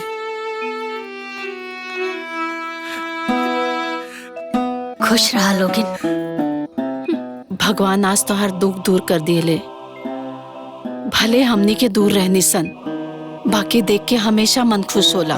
दीदी हमरा किस्मत में जौन लिखल रहे तौन हमरा साथे भइल, एमे हम के कर दोष मानी। भगवान हमरा के दुख देले त आज हमरा के सुख भी देता रे। हम त बस अब समय के फेरा समझ के सब भुला गईनी। हमरा के त बस हमरा खातिर और हमार बेटियन खातिर रउआ सब से आशीर्वाद ही चाहिए। अरे हमार बेटी सन बहुत आगे जाइए सन, हमनी के आशीर्वाद बा। चिंकी हैप्पी बर्थडे बेटा। हाँ चल केक काट बेटा। हाँ काट।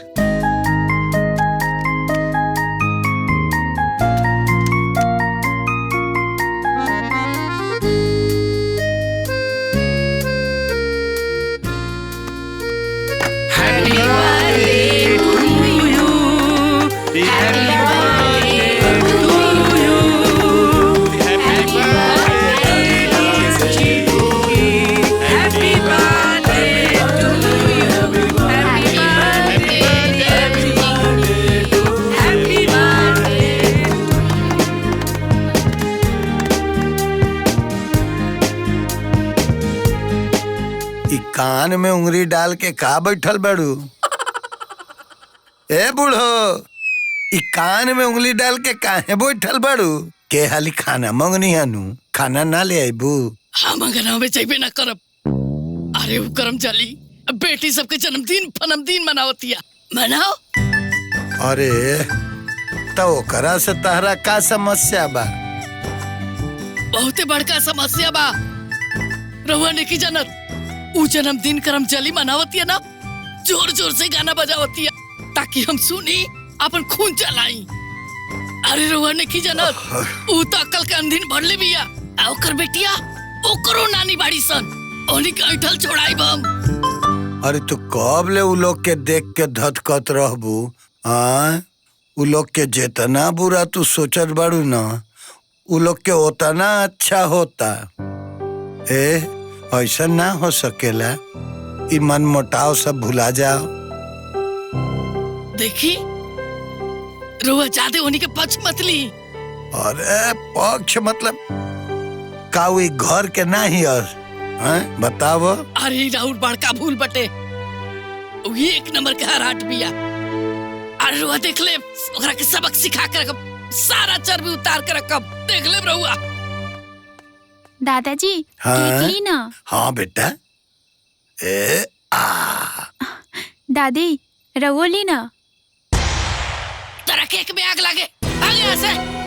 केक ली ना। जाए तो बेटा। अहो तुहारी नफरत, जलन आ काला मन के फल ह के आज तक ले तहार छोटा बेटा के औलाद ना भइल ह। बड़का परिवार वाला भइल बंडा तो चुपचाप ठूसी, प्रवचन ना दी हमरा के। हे भगवान, हे भोलेनाथ, अब इनकरा के तू ही सुधार। हम तो खइबे करब। ध्यान केहर बा देखा था। दीदी देखा पीछे करता रे। बड़ा नीमन लगा थी। कितना नीमन बा। अरे बहुत नीमन लगा था, नया सियाइल है।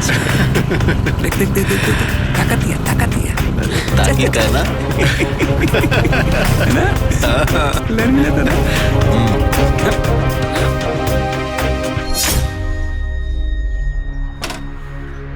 कहो मैडम लोग, हमने के फालतू में बोलता नहीं जका, तो हर कोनो रिएक्शन नहीं किया होत काहे?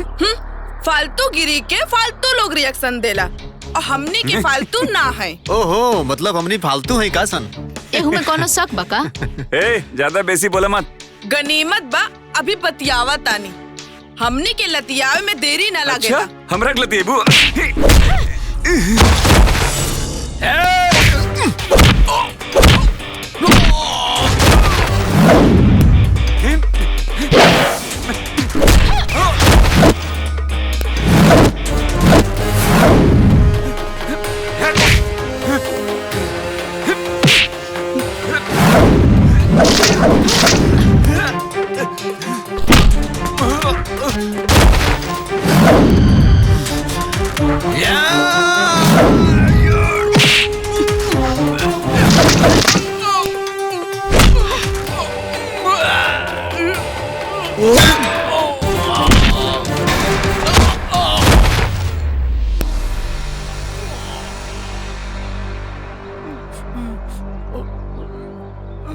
जाके अपने बाप से कही है लोग कि लड़की के छिड़ला पर लात खा के आयल पानी। चला दीदी।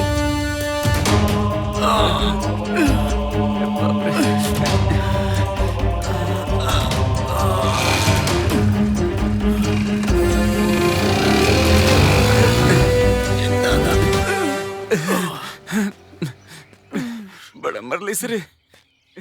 एकर इतना हिम्मत, एकरा पता नहीं के हमार बाप प्रधान हा।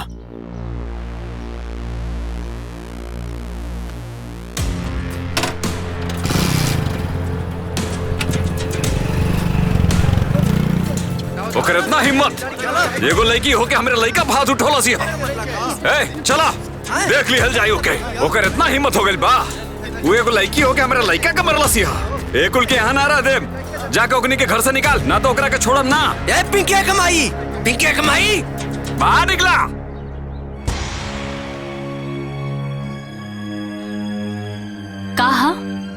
का बात बा कि सभे आइल बा? सुना, तोहार दोनों बेटी हमरा बेटा के बहुत पिटले बड़ी। काहे? हमार बेटी पागल है सन का? काहे पिटलू हा लोग बेटी? मम्मी हम लोग आवत रही सन और ई लोग हमने के देख के सीटी मारत रहे। हाँ मम्मी, यही से हमने इनका के पीट देनी। अब ई लोग सीटी मारी त केहू आरती ना न उतारी। सीटिया तो मरले रहला सन, एकर का मतलब भाई कि मार के हाथ पैर सब तोड़ दी? लड़की ऐसन ऐसन पिटाई ना करे के चाहिए। अच्छा, लड़का लोग सीटी मार देलन त कोनो बात नहीं खे, अगर लड़की पीट के आ गईली सन त गलत बात बा। अरे सारा संस्कारिक होके के ठेका खाली लड़की लोगन के बा, सारा अदब खाली लड़किया लोगन के पास होके के चाही। अरे लड़का लोगन के सही होखला के तो कोनो जरूरते नहीं खे। हमरा के एगो बात बताई, अगर यह बदतमीजी केहू लइका राउर बेटी के साथ में कॉलर रहते तब वो रउआ खड़ा होके ऐसने भाषण देती का? अरे आजकल हर माँ बाप के अपन बेटन के ये बतावे के चाहिए कि हर लड़की केहू की बेटी होली, केहू की बहन होली। पर हमरा के ई नहीं के समझ में आवत कि सबके सोच सड़ काहे गइल बा, सबके विचार आंधर काहे हो गइल बा, सबके संस्कार मर काहे गइल बा। अरे देखली है लोग, बिना बाप वाला बेटी और बाप वाला बेटा के संस्कार में कितना फर्क बा। और सुन ली लोग, हम अपना बेटी से पहले ही कहले बानी, अगर तोहरा के केहू मार के आवे तो ओकरा के मार के अइहा, और अगर तोहरा के केहू रुआवे तो ओकरा के रुआ के अइहा। अरे जितना रउआ लोग के अपन बेटा पे गुमान होई ना, उसे 100 गुना ज्यादा हमके हमार बेटी पे अभिमान बा। चले जाई लोग यहाँ से, जाई। सुन ले चला चल यहाँ से, चल यहाँ से।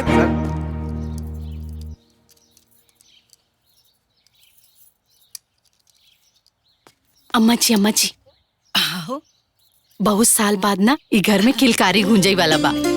अपन छोटकी बिया ना उमाई बने वाली बिया। अरे धीरे बोलो, उ कल मुही सुली ना तो ओकर करिया नजर पड़ जाई ओकरा पर, त एगो विपत पैदा हो जाई, जीवन भर ढोए के पड़ी। बड़ा खुशी की बात बाटे। ए शहीद, शहीद, अरे बुआ। हाँ माई। दुल्हन ठीक बाड़ी नू? हाँ माई ठीक बिया। हे बेटा, पता चलल बा मिर्चिया वाला बाबा के बारे में। उ कहता मिर्ची पढ़ के देवेला ना तब बेटा पैदा होकेला। ए बेटा, तू हमारा के ले चल बे उनका पास। माई तो फिर से शुरू हो गई ले। अरे जौन हम करता है ना उ करे दे, हमरा से बेसी ज्ञान बतुरा। हमरा के सिखावता, अंडा सिखावे बच्चा के, बोल बच्चा चई चई। ए बेटा ले चलते हमरा के। ठीक बा।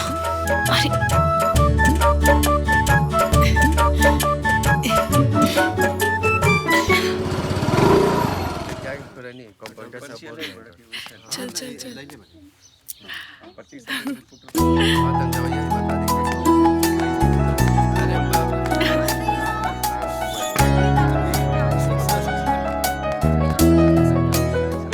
मम्मी मम्मी मम्मी, हमने के दरोगा के परीक्षा पास कर लेनी। मतलब तू लोग दरोगा बन गई लो? ना मम्मी, अभी आधा। ई आधा का होला? मम्मी अभी रिटन पास कैले बानी, एकरा बाद फिजिकल पास करे के होई, और फिजिकल पास कैला के बाद दरोगा के नौकरी पक्का। और हमने के पुलिस ऑफिसर, और रवा पुलिस ऑफिसर के माई के मम्मी। बिटिया, फिजिकल परीक्षा पास कईल इतना आसान नहीं थे, बड़ी मेहनत करे के पड़ेला। का आसान होला काका? हमने के फिजिकल पास करे खातिर जितना मेहनत करे के पड़ी हम करब, और अपने मम्मी के हर सपना पूरा करब सन।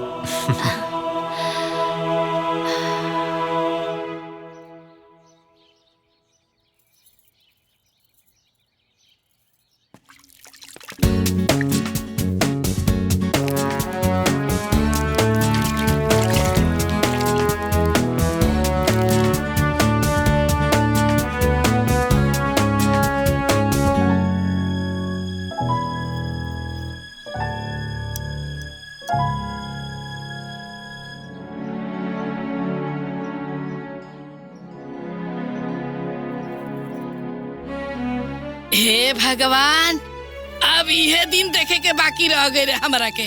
राम राम राम राम।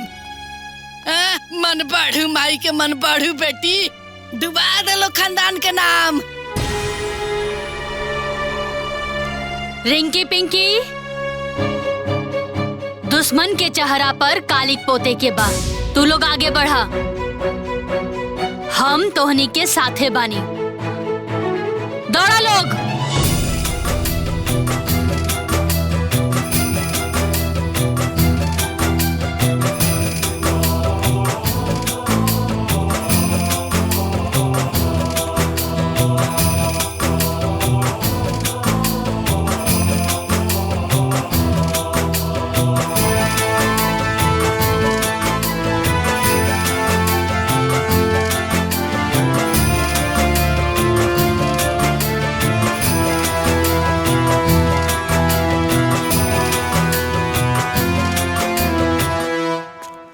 ए बबुआ रुक रुक रुक रुक। का बाबा?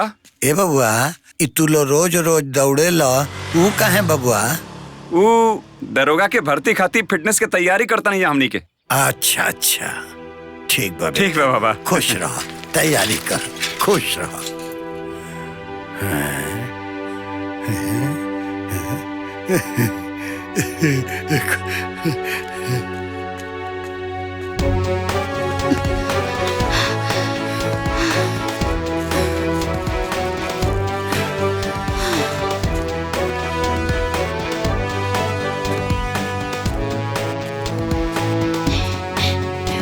अरे खुश रह बेटा, खूब खुश रह। ए बेटी लो, हाय लो, इ काजू बादाम ह, एके खा ले हलो। एकरा खैला से तू लोग के शरीर में ताकत आई हनु।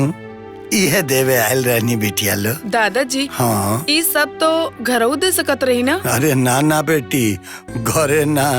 तू अपना दादी के जाना तारू, ऊ तारा लोग से कितना जरेली। अगर हम ही घरे में देती तो वो इतना हंगामा करी कि का कहीं। और ऊपर से ये सब अकेला ही भकोस जाई। दादाजी हाँ बेटा, हमने के आशीर्वाद दी कि हमने परीक्षा में पास हुई सन। हमारा आशीर्वाद तो तू लोग के साथ हमेशा बा बेटा। तू लोग खूब दौड़ो, खूब मेहनत कर, आ दरोगा बन के हमरा खानदान के नाम रोशन कर, और साथे साथ अपना माई के सपना पूरा कर। हाँ दादाजी। दादाजी खुश खुश खुश रहो हमार बच्चा, खूब खुश रहो, खूब खुश रहो।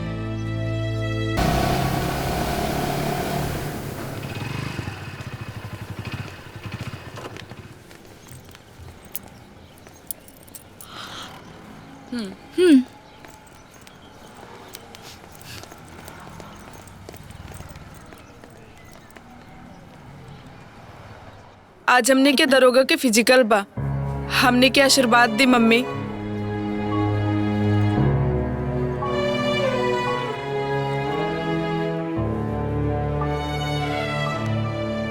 बेटी तोहरा माई पर लोग हंसले बा। तोहनी के जन्म भइला पर लोग हमरा के ताना मरले बा। तोहनी लोगन के कपार के बोझ बोलले बा। आज सबके जवाब देवे के बा। आज तोहनी के जीत तोहनी के माई के जीत होखी।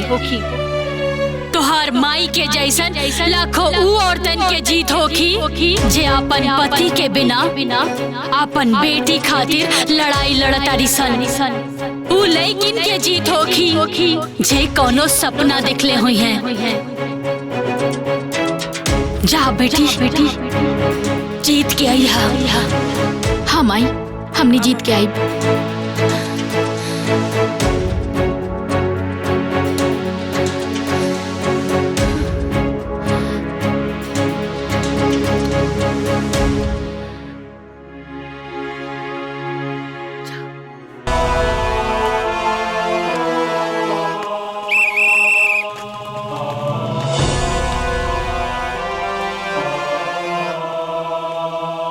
बधाई हो, आप दोनों ने टॉप किया है।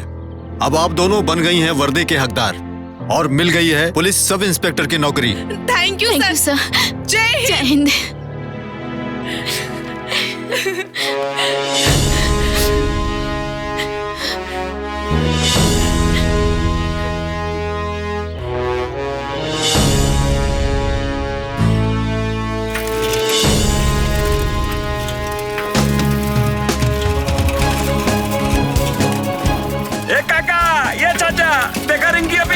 भर्ती हो गई हो। देखा एकरे के कहल जाला किस्मत, जेकर केहू ना होला ओकर ऊपर वाला आधार होला। ए चाची, अरे वो रागनी चाची के दोनों बिटिया दरोगा होइली हो। कौन दरोगा हो गई रे? पुलिस वाला दरोगा। ए चाची चलो बढ़िया भाई। ए भैया लड़का लोग फेल, लड़की कुल पास। कौन लड़की रे? अरे पिंकी रिंकी दोनों दरोगा का परीक्षा पास कर गेली सर। भगवान भला करस।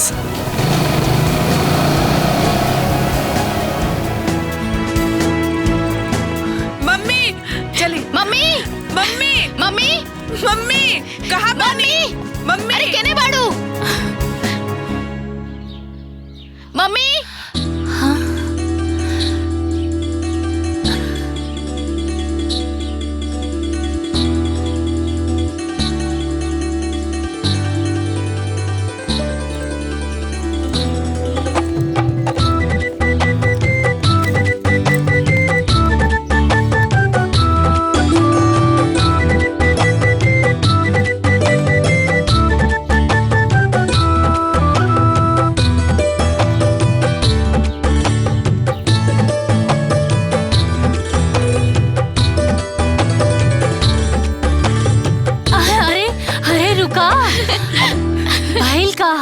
मम्मी हमनी के दरोगा में सिलेक्शन हो गई। अरे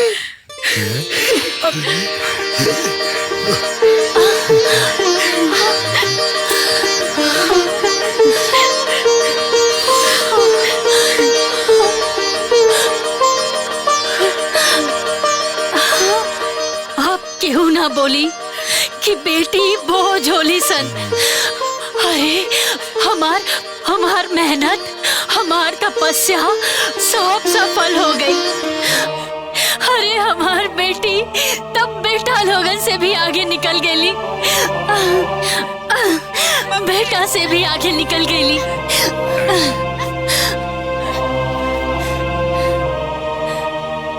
देखा देखा कैसे तीनों नाटक पसरले बाड़ी सन।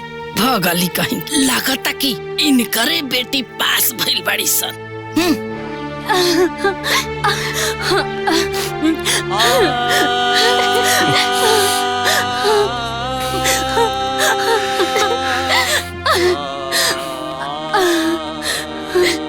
आई मम्मी। आवा मम्मी।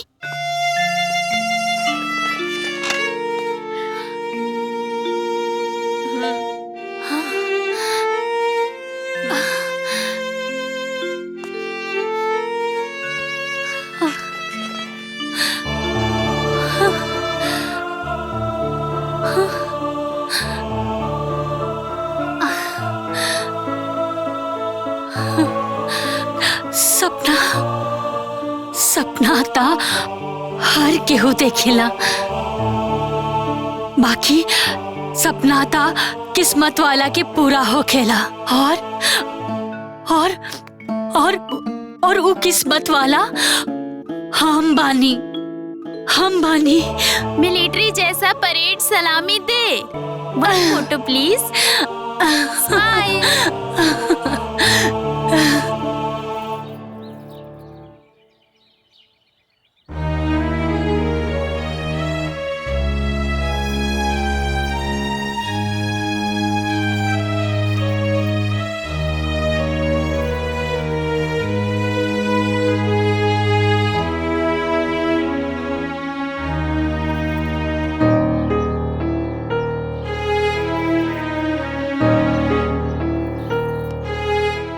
भगवान, हे मिर्ची वाला बाबा, अपना मिर्ची के लाज रखिया, हमर मुंह उजियार कर दिया। एक तो इतने साल के बाद बच्चा होके वाला बा, हमरा घर में बेटा दे दिया भगवान। जय भगवान।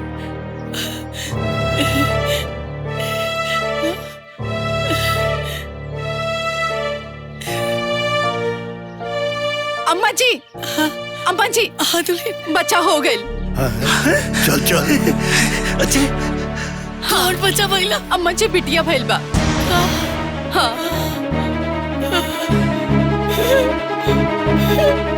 अरे बाप रे बाप, अरे हमारे खानदान के भाग्य खराब है दादा। हमरा यो बेटा के बेटी हो गई, विपत हो गई कपार पे। अरे हमरा नून चटा के मार दो। हमारे कुल के नाश हो गए दादा। बाबूजी हमारी बात सुनिए बाबूजी।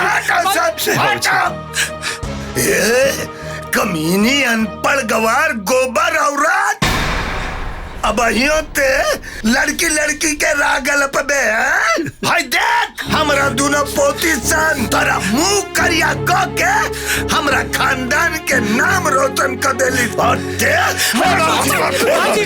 हाथ जोड़ता नहीं भाऊजी। हमने के समझाएं भाऊजी माई के, हमने के समझाएं भाऊजी। भाऊजी समझावा बुद्धिहीन गोबर औरत का समझावा। भाऊजी हम हाथ जोड़ते हैं, समझाओ, हमने के समझाएं। समझाओ धनी भाऊजी, समझाओ धनी। हे माई माई माई हे माई बैठ बैठ बैठ।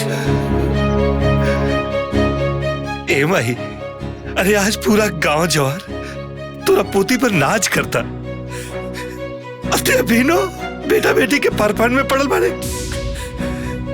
अरे आज ओकनी के वजह से पूरे गांव जवार के सीना चौड़ा हो गइल बा रे माई, चौड़ा हो गइल बा। माई का ओकनी से शान के सम्मान ना मिली। और माई इतने ना, जब हमने के गांव में चलम जाना तो सीना चौड़ा करके चलब जा कि वो हमने घर के बेटी ही है। ए भाई एक बात ते सोच के बता, आखिर तेहू तो केहू के बिटिया होके ना। अगर तोर माई बाप तोरा साथे वैसे भेदभाव कैले रहते तो काय ते दुनिया देखले रहते। अरे ते तो दूर हमने के ना रहते जा, और ना ही हमारी बाबूजी, और ना ही हमारी घर परिवार। देख माई, बेटा बेटी बेटा बेटा सुन के थक चुकल बानी रे। हाँ छोड़ा नहीं माई, हम पहला बार बाप बनल बानी रे। अब तो ते अपन सोच बदल दे और फर्क ही अपना मन से निकाल दे माई।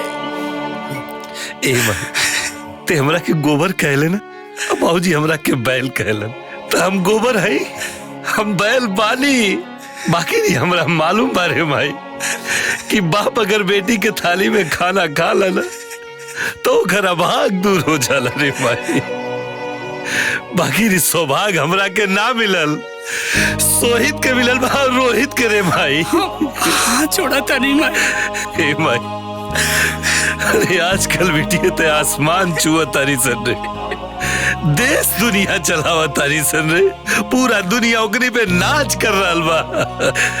पता नहीं काहे तोरे जैसन सोच वाले लोगन के सोच नहीं क्या बदलत रे भाई। छोड़ा था नहीं, बदल देना रे माई, अपन सोच बदल दे, बदल दे।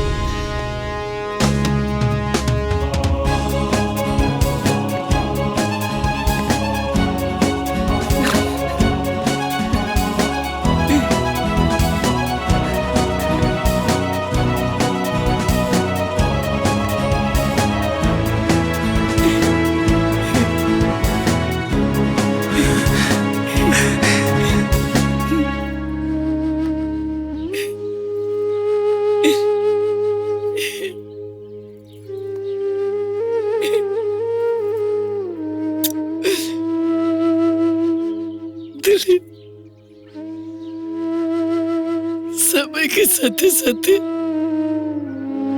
इंसान के अब सोच बदलने के चाहिए, लेकिन हम मूर्ख औरत आज लकीर के फकीर बनल बानी। दिलीन ए दिलीन, तो हमारी सोच बदल दिलू। बेटी सब बोझ लेके, बोझ तो बेटियन के खातिर ऐसा सोच रखे वाली हमरा जैसा औरत बड़ी सन। ए दिलीन, धन्य बड़े तू, महान बड़े तू। हमर तीनों पोती हमरा खानदान का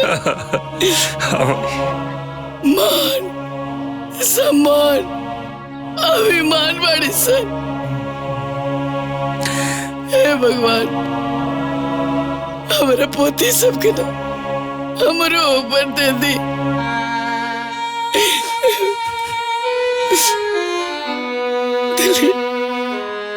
हमरा के माफ कर दे। अम्मा जी ऐसा मत कहीं। रवा रवा हमरा से माफी मत मांगी।